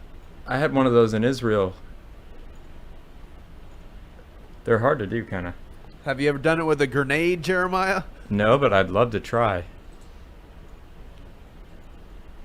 I could barely do it with a rock, if I'm being honest. God, that's gotta be dangerous.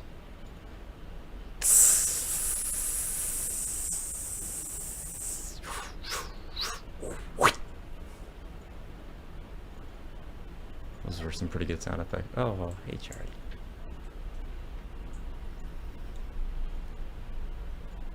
I mean, that's ballsy for sure.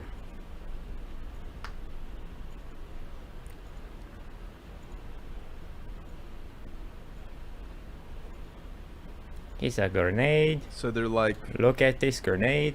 Homemade grenades. Okay, I'm going to put it in here. Basically a firework My inside friend going an to light. aluminum shell. He said, give me a light. Here we go.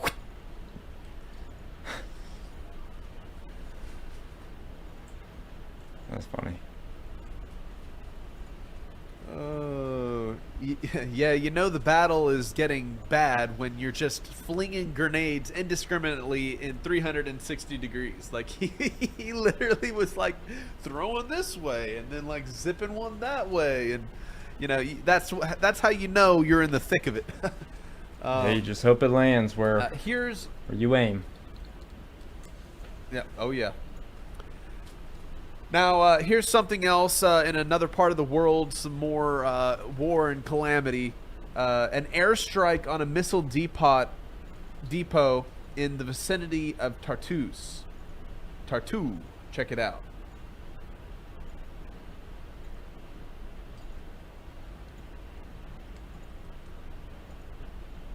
Look how big that explosion is. That's crazy.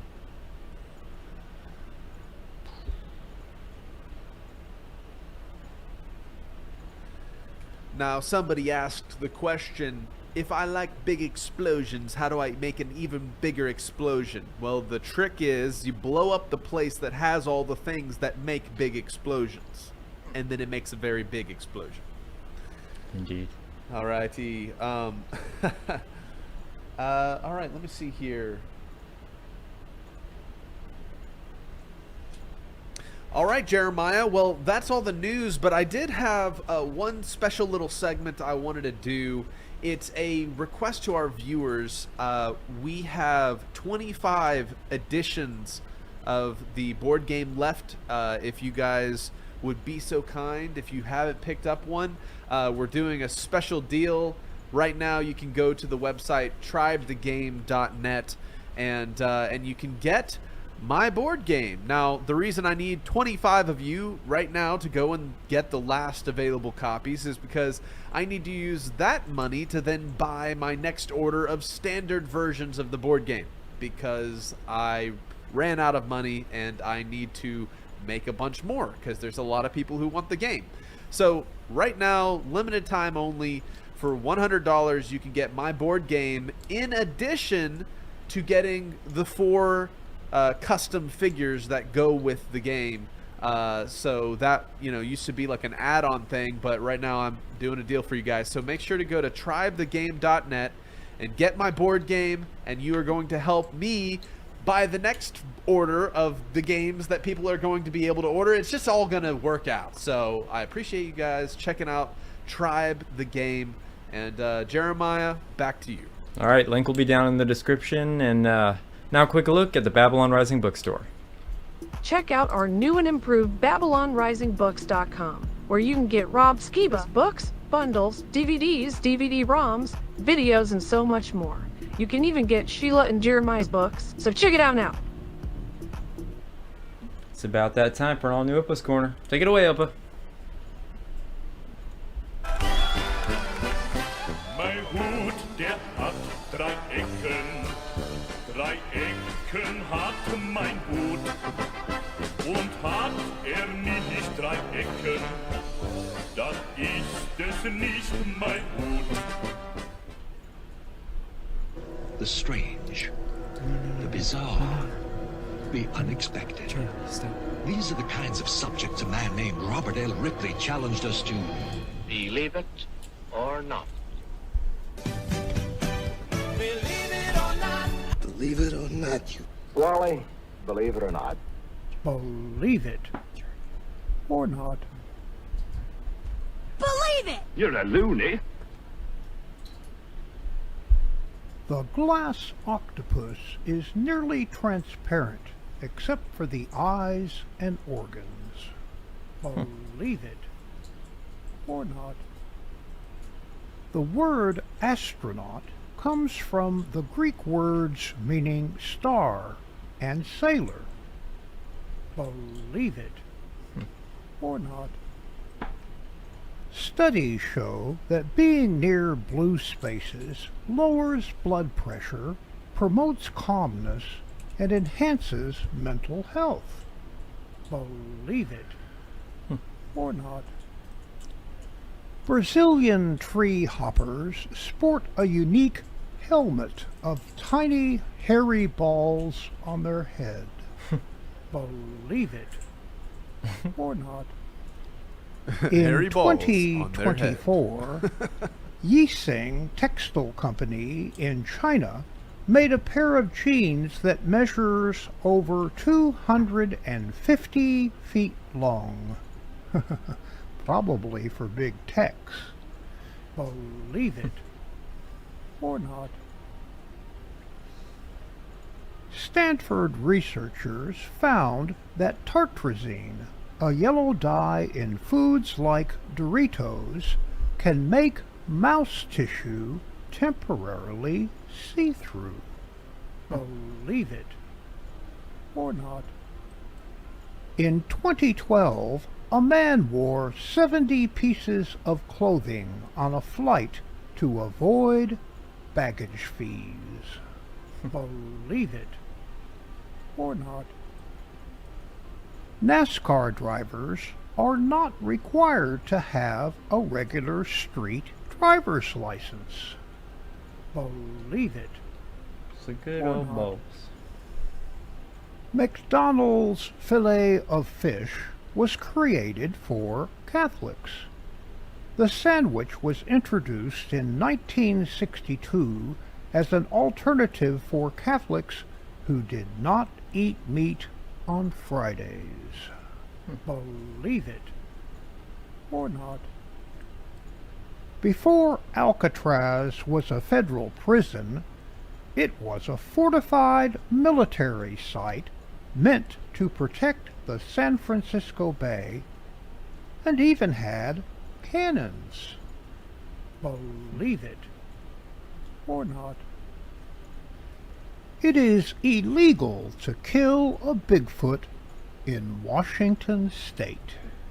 Believe it or not.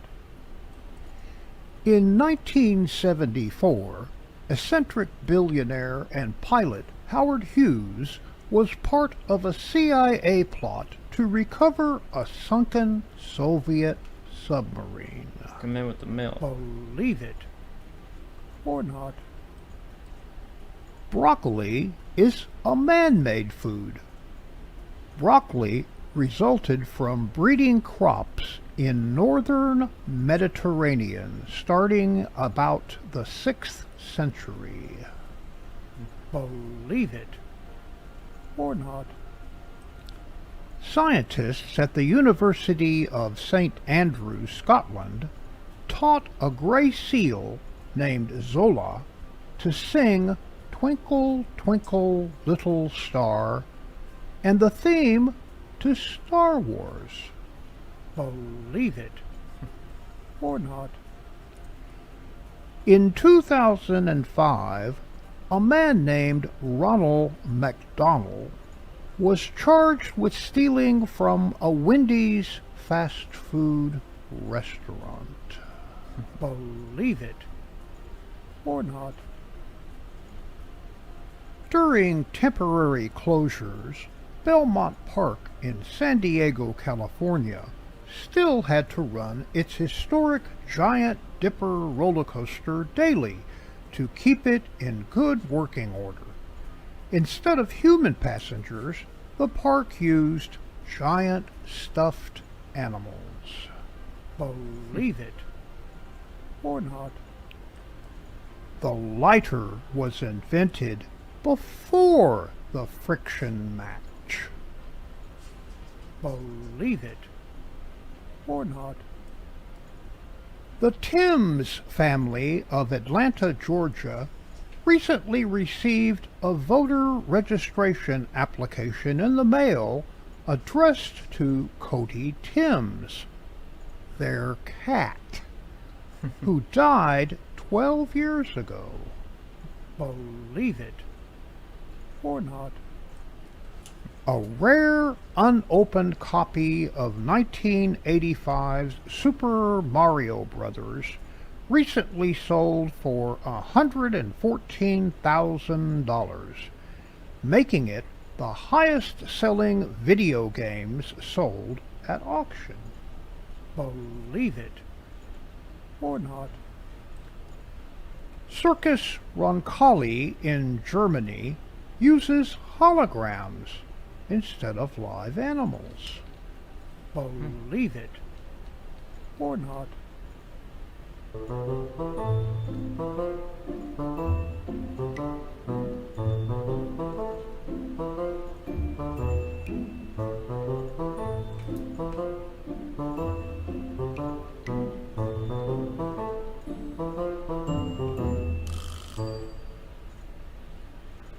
I'm skeptical of anyone who tells me they do yoga every day.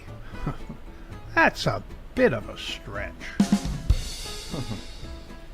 Blunt pencils are really pointless.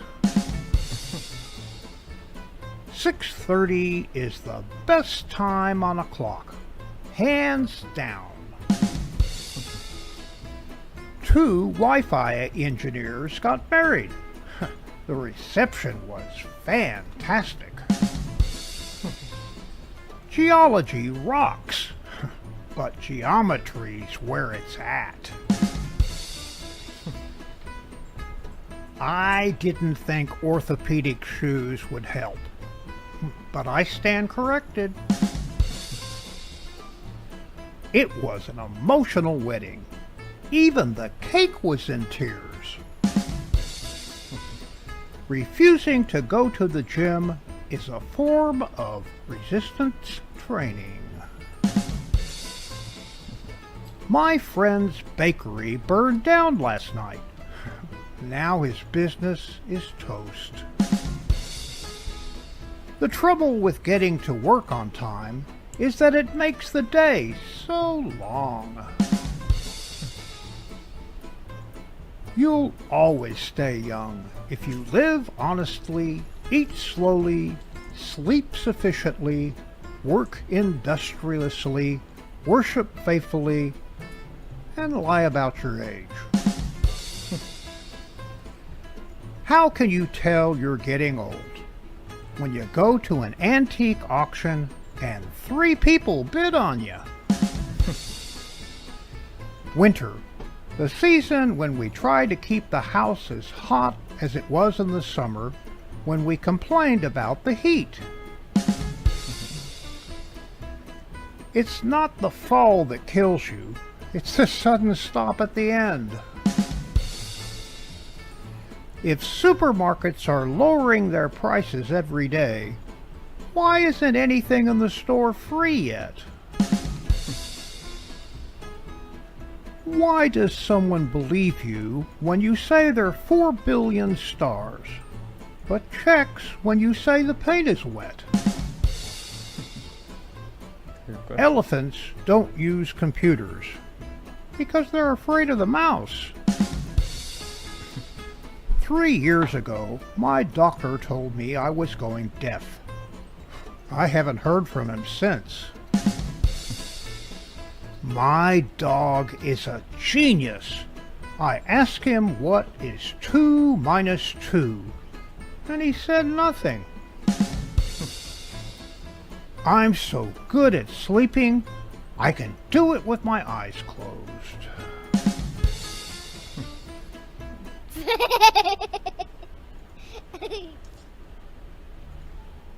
What are you watching? It's one of those shows where they flip houses.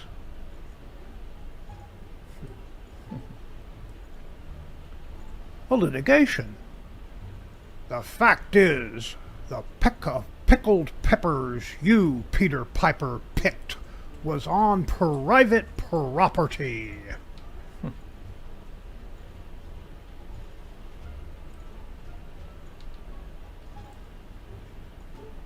An ark, Noah. I said an ark.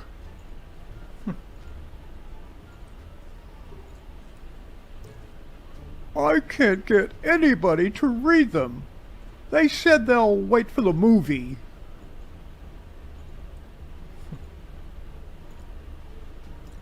Dr. Seuss as a prosecutor before he decided to write children's books. Too wet to go out, yet he saw him fall. He just sat in his house and did nothing at all.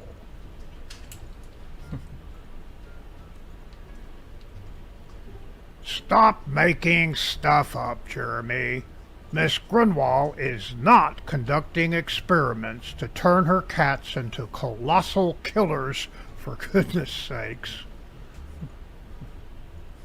Acme shopping carts. Jenkins, you're turning out carts that don't clatter, wobble, or pull to one side.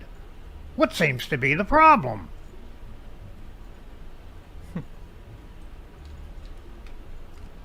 Well, I'm not sure.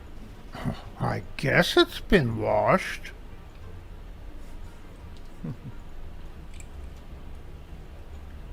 Just ignore his new tattoo, Helen. He's just trying to get a reaction.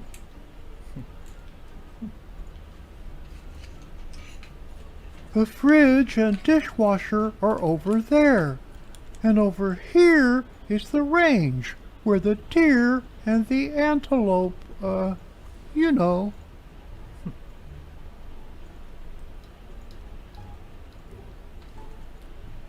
I'm sure you won't mind if my private detective asks you a few questions before I give you my final answer.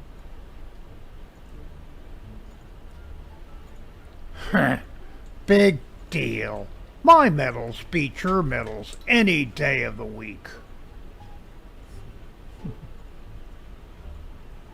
Now, here's one of the mysteries of the universe. Which came first?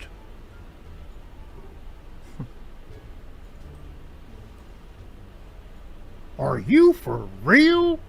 Look at this. The worm's dead, and you made no effort to conceal the hook. I mean, do I have stupid written all over my face?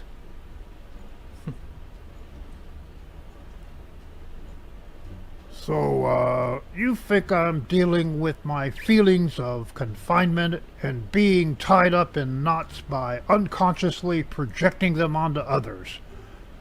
Wow, I never looked at it that way before.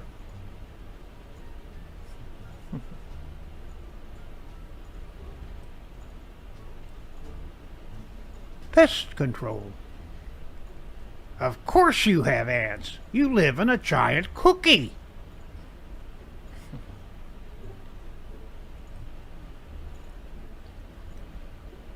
Life before the remote. Must keep going. Can't stop now. Yes, I made it. Click. Uh-oh. Now I gotta get all the way back to the couch.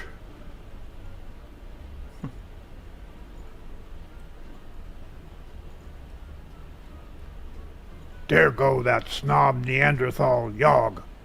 Always park sideways so not to get ding on fancy granite wheel.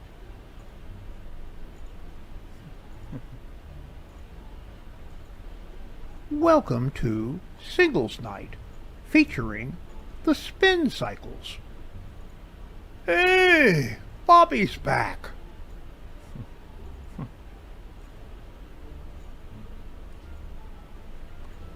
Today, my podcast comes to you from a corner of the room where I've so unfairly been given a timeout. To start the show, I'm going to give you a good look at the very mean mommy who put me here.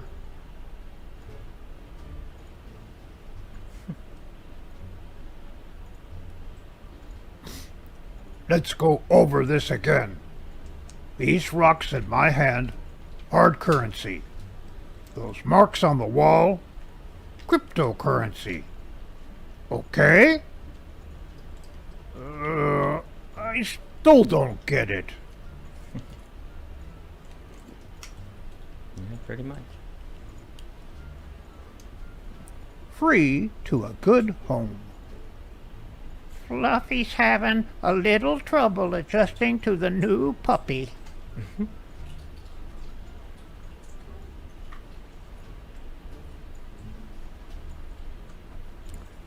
Think tank. Think outside the think tank tank.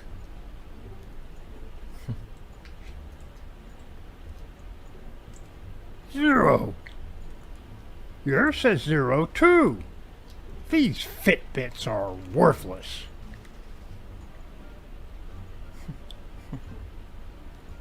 They say that due to global warming, it's going to rain for 80 days and nights.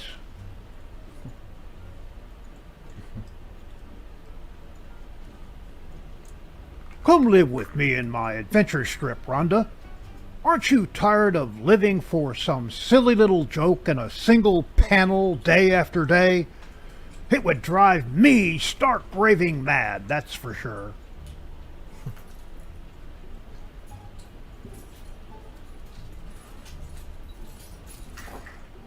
I did say I like guys who make me laugh, but are rim shots really necessary?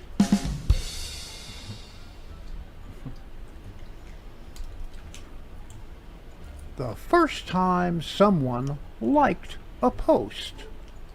Post inspector. Nice job.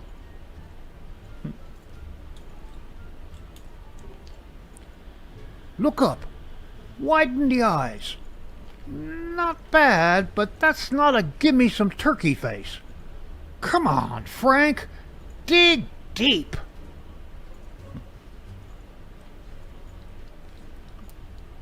My partner will rejoin us just as soon as he coughs up that hairball.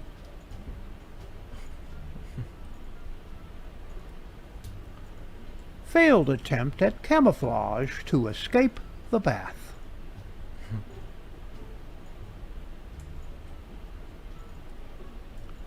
If you identify a UFO as a UFO, then it becomes an FO.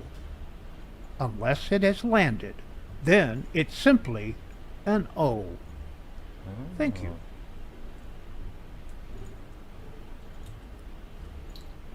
Have you noticed the and IRS spells theirs? And that concludes another OPA'S Corner. Mein Hut, der hat 3 Ecken. 3 Ecken hat mein Hut. Und hat nicht 3 Ecken, dann ist es nicht mein Hut. OPA'S Corner is now available on my own YouTube channel. Like, share, and subscribe.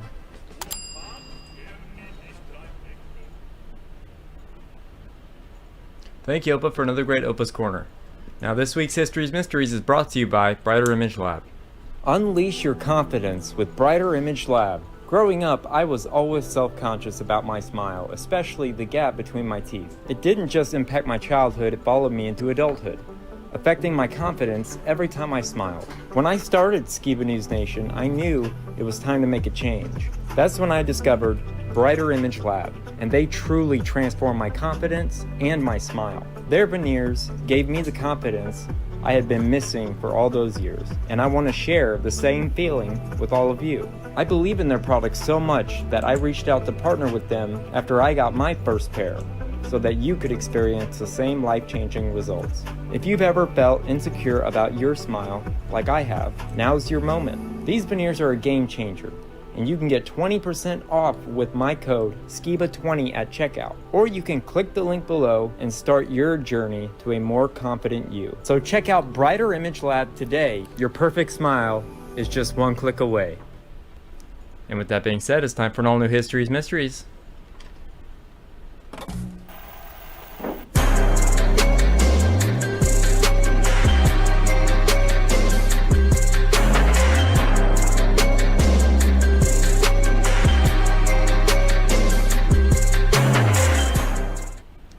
So today for History's Mysteries, we'll be diving into the suspicious circumstances that have to do with Jim Morrison's death, the legendary frontman of The Doors.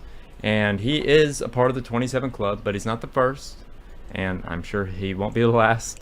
But his death in Paris at the young age of 27 was so suspicious that it needs to be looked at. So that's what we're going to do today. So let's learn about the backstory of Jim Morrison. Let's check this out. The death of Jim Morrison, the iconic frontman of The Doors, has long been shrouded in mystery and intrigue. The official story of his passing, as reported by his girlfriend Pamela Corson, has been accepted as fact for decades. But new accounts have emerged that challenge this narrative, suggesting a more complex and troubling truth behind the singer's untimely demise. Let's dive into the mystery surrounding Jim Morrison's death and explore the evidence that has left fans and scholars grappling with the truth. The life and times of Jim Morrison. Jim Morrison, the enigmatic and charismatic lead singer of The Doors, emerged as one of the most influential and iconic figures of the 1960s counterculture. Born James Douglas Morrison, December 8, 1943, in Melbourne, Florida, he grew up in a military family, constantly moving from one place to another. This nomadic upbringing later influenced his music and poetry, imbuing it with a sense of restlessness and a yearning for freedom. As a young man, he attended UCLA, where he studied film and developed a keen interest in poetry, philosophy, and the works of writers like William Blake and Friedrich Nietzsche. It was during this time that he met Ray Manzarek, a fellow student who would become the keyboardist for The Doors. Together with drummer John Densmore and guitarist Robbie Krieger, they formed a band that went on to redefine the sound and spirit of rock music. With his wild, unpredictable stage presence and deeply poetic lyrics, Morrison quickly became the focal point of The Doors. His leather pants, free-flowing hair, and bare chest became iconic symbols of rebellion and sexual liberation. The band's music, a fusion of rock, blues, and psychedelia, was equally groundbreaking, with songs like Light My Fire, Break On Through to the Other Side, and Riders on the Storm becoming anthems of a generation. But as The Doors' popularity soared, Morrison's personal life began to unravel. He struggled with substance abuse, particularly alcohol, which fueled his increasingly erratic behavior both on and off stage. His arrests for obscenity and public indecency during concerts became the stuff of legend. In 1971, looking to escape the pressures of fame and the tumult of his life in the U.S., Morrison moved to Paris with his girlfriend, Pamela Corson. He hoped to focus on his poetry and find a measure of peace in the city that had inspired so many of his literary heroes. But Paris did not provide the refuge he sought. So that's how he got to Paris. That's the whole backstory and how he became part of The Doors. And I'm going to go full autistic here. He was the first rock star to ever be arrested on stage while performing. I mean, that's pretty crazy because we've seen it before, but he was the first. And my grandpa saw him live, not Opa, but my other grandpa. He saw him live and he said it was the worst show he ever went to. And that's kind of, sad because I am a Doors fan. I do like their music, and I kind of went down that rabbit trail a long time ago and just started getting back into it. But there's a lot of stuff that has to do with like his dad, and I know his dad was a part of the Gulf of Tonkin, but we're just discussing his death and what was mysterious about it. So let's learn about this official story that they push upon us. So let's check this out. On July 3rd, 1971, just a few months after his arrival, Morrison was found dead in the bathtub of his apartment at age 27. Robbie Krieger, recalling when the band learned about Morrison's passing, said, quote, "I got a phone call, and I didn't believe it because we used to hear shit like that all the time, that Jim jumped off a cliff or something. So we sent our manager off to Paris, and he called and said it was true." The circumstances surrounding his death remain shrouded in mystery to this day, with conflicting accounts and theories about what really happened on that fateful night. But one thing is certain, Jim Morrison's legacy, both as a musician and a cultural icon, endures. The official story. According to the official story, as reported by his girlfriend Pamela, Morrison had returned home from a night out at the cinema feeling ill. Corson had drawn him a bath, hoping it would relax him and help him feel better. But when she checked on him later, she found him unresponsive in the water. Corson called for medical assistance, but by the time help arrived, it was too late. Morrison was pronounced dead at the scene, with the initial cause of death listed as heart failure. The French authorities did not deem an autopsy necessary, as there was no sign of foul play or suspicious circumstances surrounding his passing. That decision later fueled speculation and conspiracy theories about what really happened. The minimal investigation into Morrison's death left many questions unanswered. No toxicology reports were conducted, leaving the role that drugs and/or alcohol may have played in his demise a matter of conjecture. Some found it strange that Corson's account of the events leading up to the discovery of Morrison's body seemed to change over time, with inconsistencies that were never fully explained. And the fact that Morrison's body was buried in Paris's Père Lachaise cemetery without an official autopsy or investigation struck many as unusual, given his celebrity status and the suddenness of his death. The lack of a definitive cause of death, coupled with the secrecy surrounding the handling of his remains, only served to deepen the mystery and intrigue surrounding the case. So, quick recap. He was 27 years old. He died of heart failure. French authorities claimed there were no signs of foul play or suspicious circumstances. However, there was no toxicology, no autopsy, so they couldn't really say that. I mean, here in America, if somebody at the age of 27 dies, they do an autopsy. They find out what's in the body. They didn't do that. Nobody ever saw the body, in fact. The only person that saw the body was his girlfriend, Pamela Corson. And, you know, I've heard the theories that, you know, he faked his death and, you know, he's in Africa somewhere. And I've done a lot of research on it, and you know, if you believe that, that's your opinion. I do not believe that, because I don't think Jim Morrison could stay not Jim Morrison for as long as he has. So that's just my personal opinion. But there's a new theory that I've heard as of recent that makes a lot of sense. So let's go ahead and play this next clip. Conflicting accounts emerge. In 2007, more than 3 decades after Jim Morrison's death, a new theory emerged. Sam Burnett, a former manager of the famed Rock and Roll Circus nightclub in Paris, came forward with a startling claim. Morrison had actually succumbed to a heroin overdose in the bathroom of his establishment, and not in the bathroom of his apartment, as had been widely believed. According to Burnett, on the night of July 2nd, 1971, Morrison had visited the club and retreated to the bathroom. Quote, "About half an hour later, a cloakroom attendant came up to me and told me someone was locked in one of the cubicles and wasn't coming out. I got a bouncer to smash the door down." He says he found Morrison's body slumped over the toilet. "We were certain he'd been snorting heroin because there was foam coming out of his lips as well as blood. He was scared of needles, so never injected drugs." Burnett alleged that he had helped carry Morrison's body out of the club and into a waiting car, which then transported the deceased singer back to his apartment. There, according to Burnett, Pamela took over the narrative, concocting the story of finding Morrison dead in the bathtub to protect his reputation and legacy. The explosive account was corroborated by several other witnesses, including singer Marianne Faithfull and writer-photographer Patrick Chauvel. Faithfull, who had been at the club that night, recalled seeing Morrison looking unwell and being escorted out of the bathroom by Burnett and the club's owner. Chauvel, meanwhile, claimed to have helped carry Morrison's body to the car, noting the presence of blood on the singer's face. These conflicting accounts cast doubt on the official story and raised questions about the true circumstances surrounding Morrison's death. If Burnett and other witnesses were to be believed, it would mean that a massive cover-up had taken place, involving not just Corson, but also the French authorities and possibly even members of Morrison's inner circle. The idea that Morrison had died of a heroin overdose rather than heart failure was not entirely surprising, given his history of substance abuse. But the fact that this information had been suppressed for so long, and that so many people had apparently been complicit, was deeply troubling. As the new accounts circulated in the media, fans and scholars grappled with the implication of this revised history.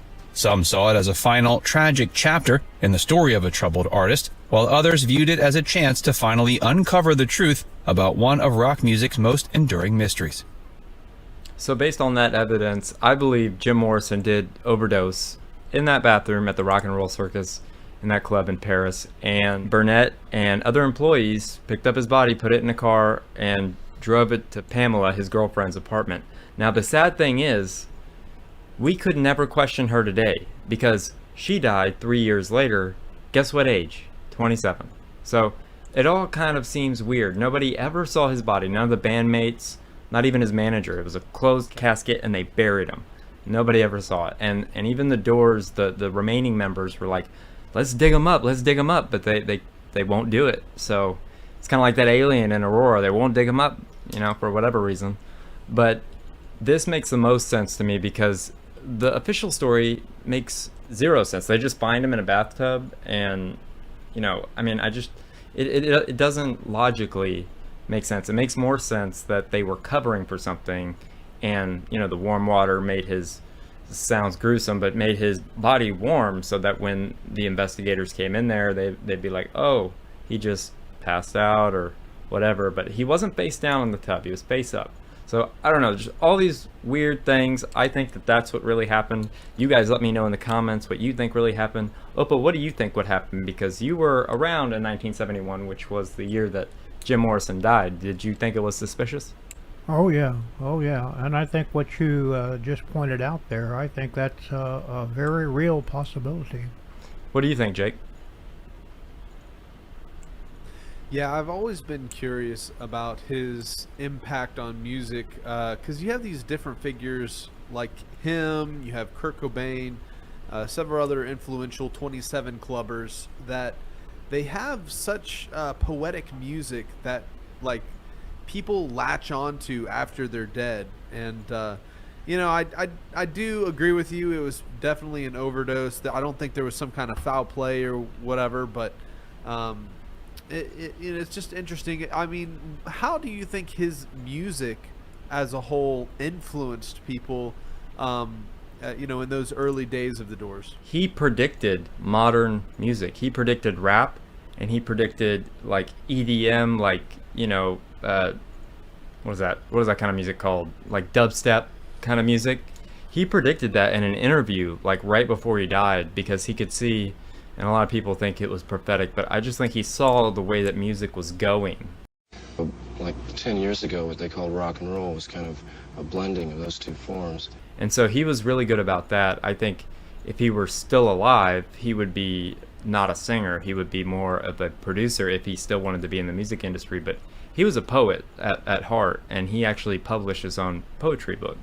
So I think in a way he kind of birthed hip hop, kind of, because he wasn't the best singer. I mean, those are facts.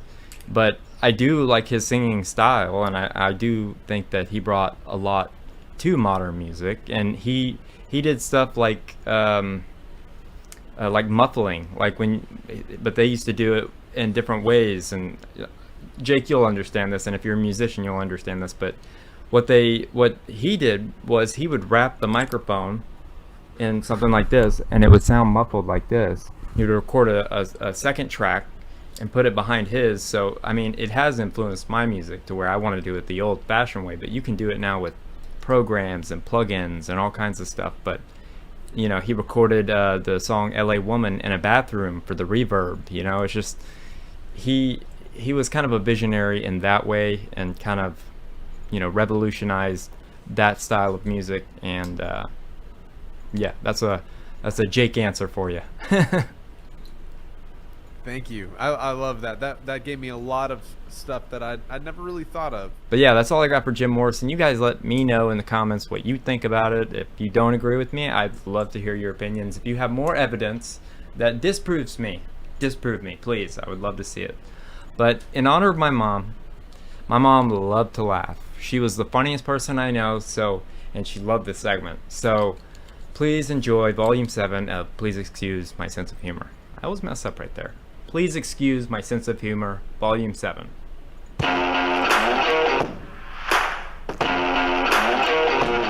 Bob's represented.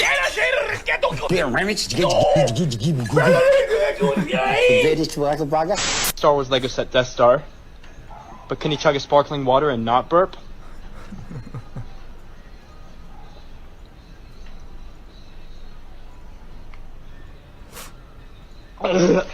Oh my gosh. What do I do? This was my favorite.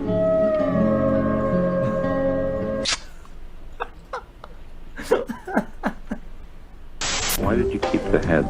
Why'd you cut them off? I could put it on an incident. I mean, my father chopping the heads off of our 2 pet chickens, and my mother insisting that I eat them for dinner. I feel like chicken tonight.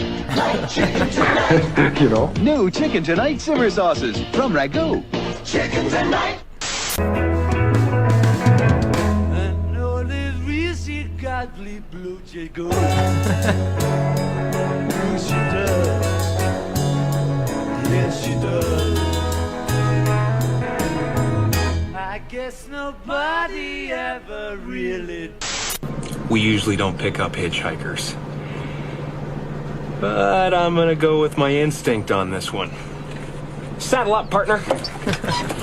More dentists recommend Crest than any other toothpaste. And if you guys don't know, these are convicted serial killers. Why brush with anything else? You're so big.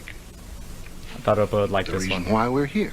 You've got it stuck in your brain that I murdered somebody. That's it, isn't it? What do you want to call me a murderer for? I've never killed anyone. I don't need to kill anyone. I think it. Somewhere in here, it got away from you.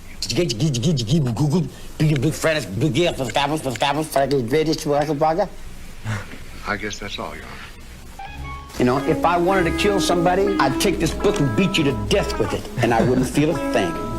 How about some dinner? Archery? Yeah.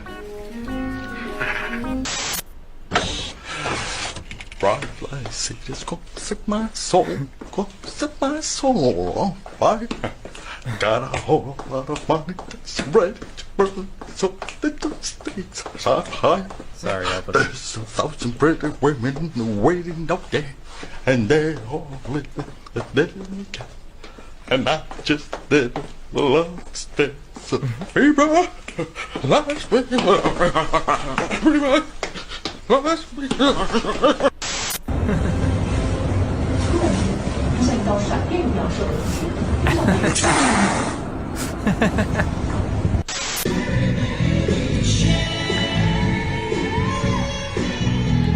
This dude is not singing. He's got that Joe Biden look in his eyes.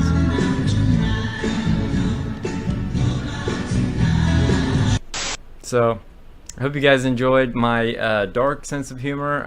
I get it from my mom, and you know, the other day I saw something that only she would get, and it really messed me up. But that's just who she was, you know. Where only she would understand the joke, and so I wasn't able to send it to her. But I appreciate her sense of humor because, you know, I can laugh at life. You know, it's fun. So that's all I got for History's Mysteries, and please excuse my sense of humor. Hope you guys enjoyed. And you got some memes for me, Jake? Yeah, I got some. All right, meet me up.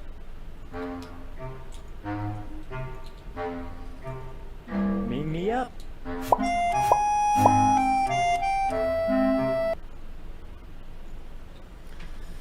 All right, so check this out.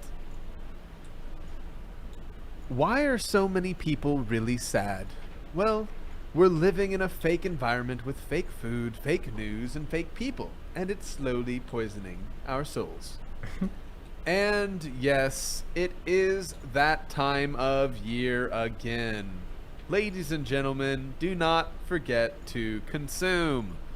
And, you know, I just wanted to speak to this point because there's all sorts of going back and forth regarding the holiday season online. And I would say this coming from somebody who doesn't practice Christmas.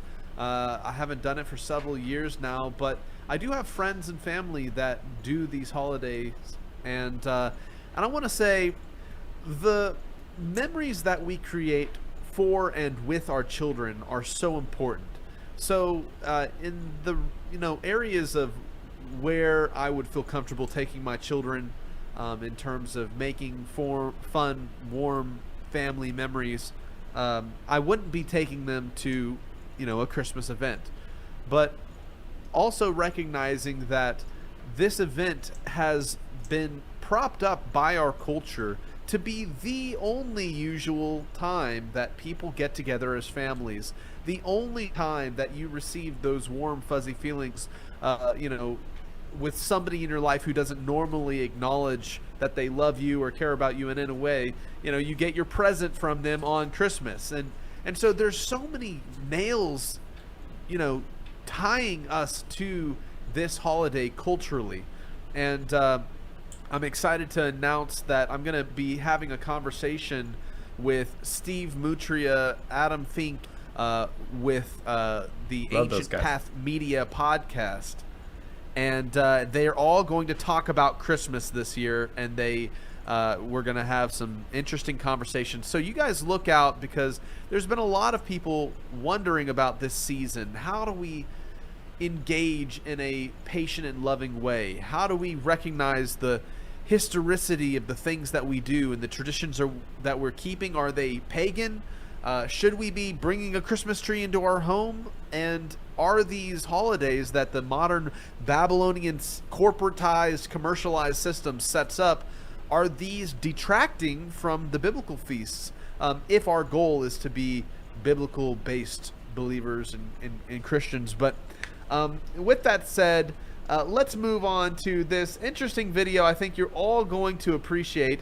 This is what happens when community comes together. And it's the very reason why the traditions we keep and the celebrations we have and the friends that we make are very important. Because, ape by themselves weak, ape together strong, All right, so here's a video of some people rescuing the situation at hand. There was a fire truck that couldn't get to a burning apartment building, and all of these people came together and moved it. And it looks a lot like, ants swarming something or something like that. But check this out.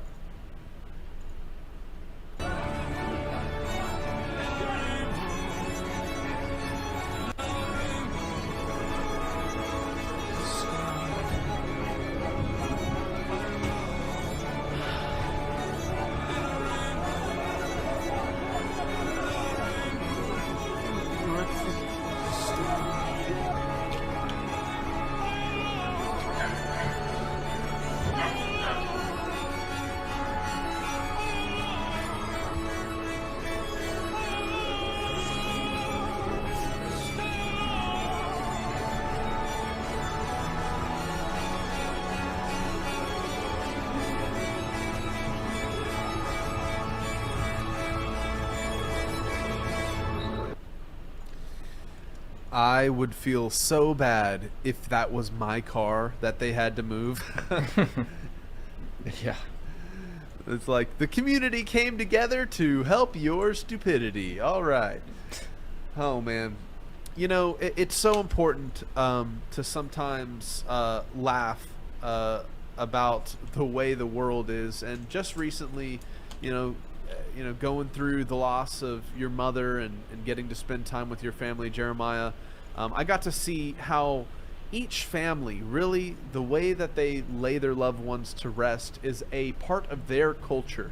It's a part of preserving the memory of those who pass on, and it's such an important, beautiful time, and really a celebration of who those people are that brings the loved ones that are going to miss them together, in the first place. But there's a culture somewhere over in Africa that apparently thinks it's appropriate to do this.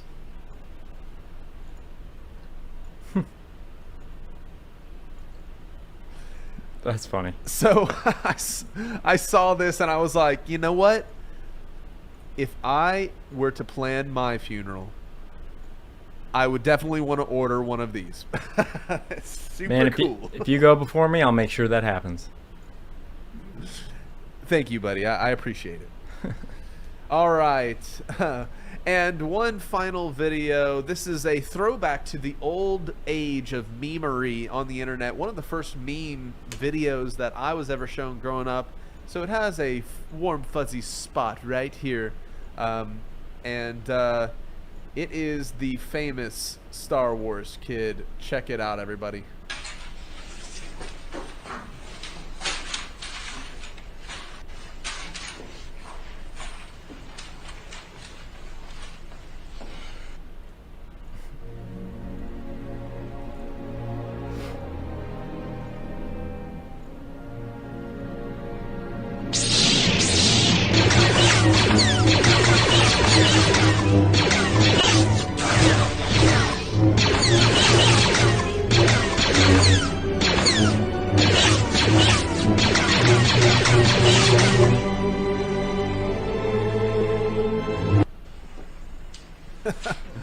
great. Oh man, I laughed for hours and hours when I first saw that video. Did you ever see that video growing up, Jeremiah? Oh yeah. Yep. Super funny. Whoever did the effects for the, for the later one, did a really good job. Oh yeah, I love how the internet can just turn something mundane into something truly extraordinary. And just, one last plea to anybody out there who once tried the board game. Last 25 editions of the limited. No, oh my god! I messed up my camera. Hold on one sec, Jeremiah. Anyways, guys, don't forget to go and check out TribeTheBoardGame.net. I have 25 of my limited edition version left, and then there will be no more of those. You get a bunch of cool extra goodies, and for $100, you also get the 4 warrior pawns that were an extra thing. I've put it all together in one special deal, so I can fund the next big order of the game. So please go check it out at TribeTheGame.net. And that's all for this week, Jeremiah. Thanks for listening, man. Jake, thanks for another great current news and memes as always. Opa, thank you for another great Opa's Corner. I hope you guys enjoyed today's Histories, Mysteries, and today's episode as a whole. Stay awake, not woke, subscribe, and stay tuned.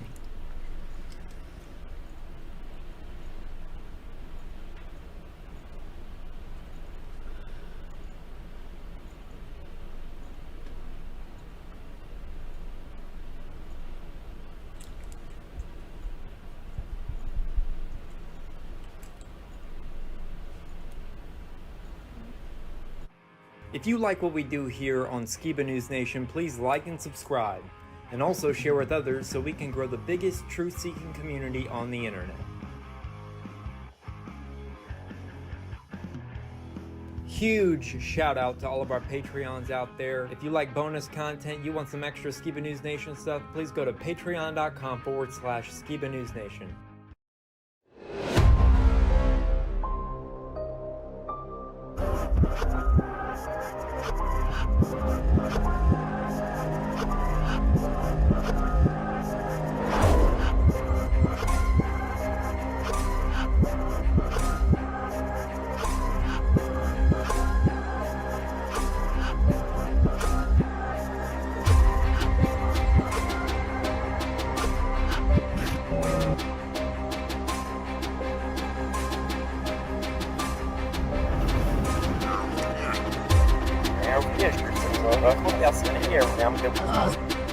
Son of the legendary Rob's Jeremiah Skiba.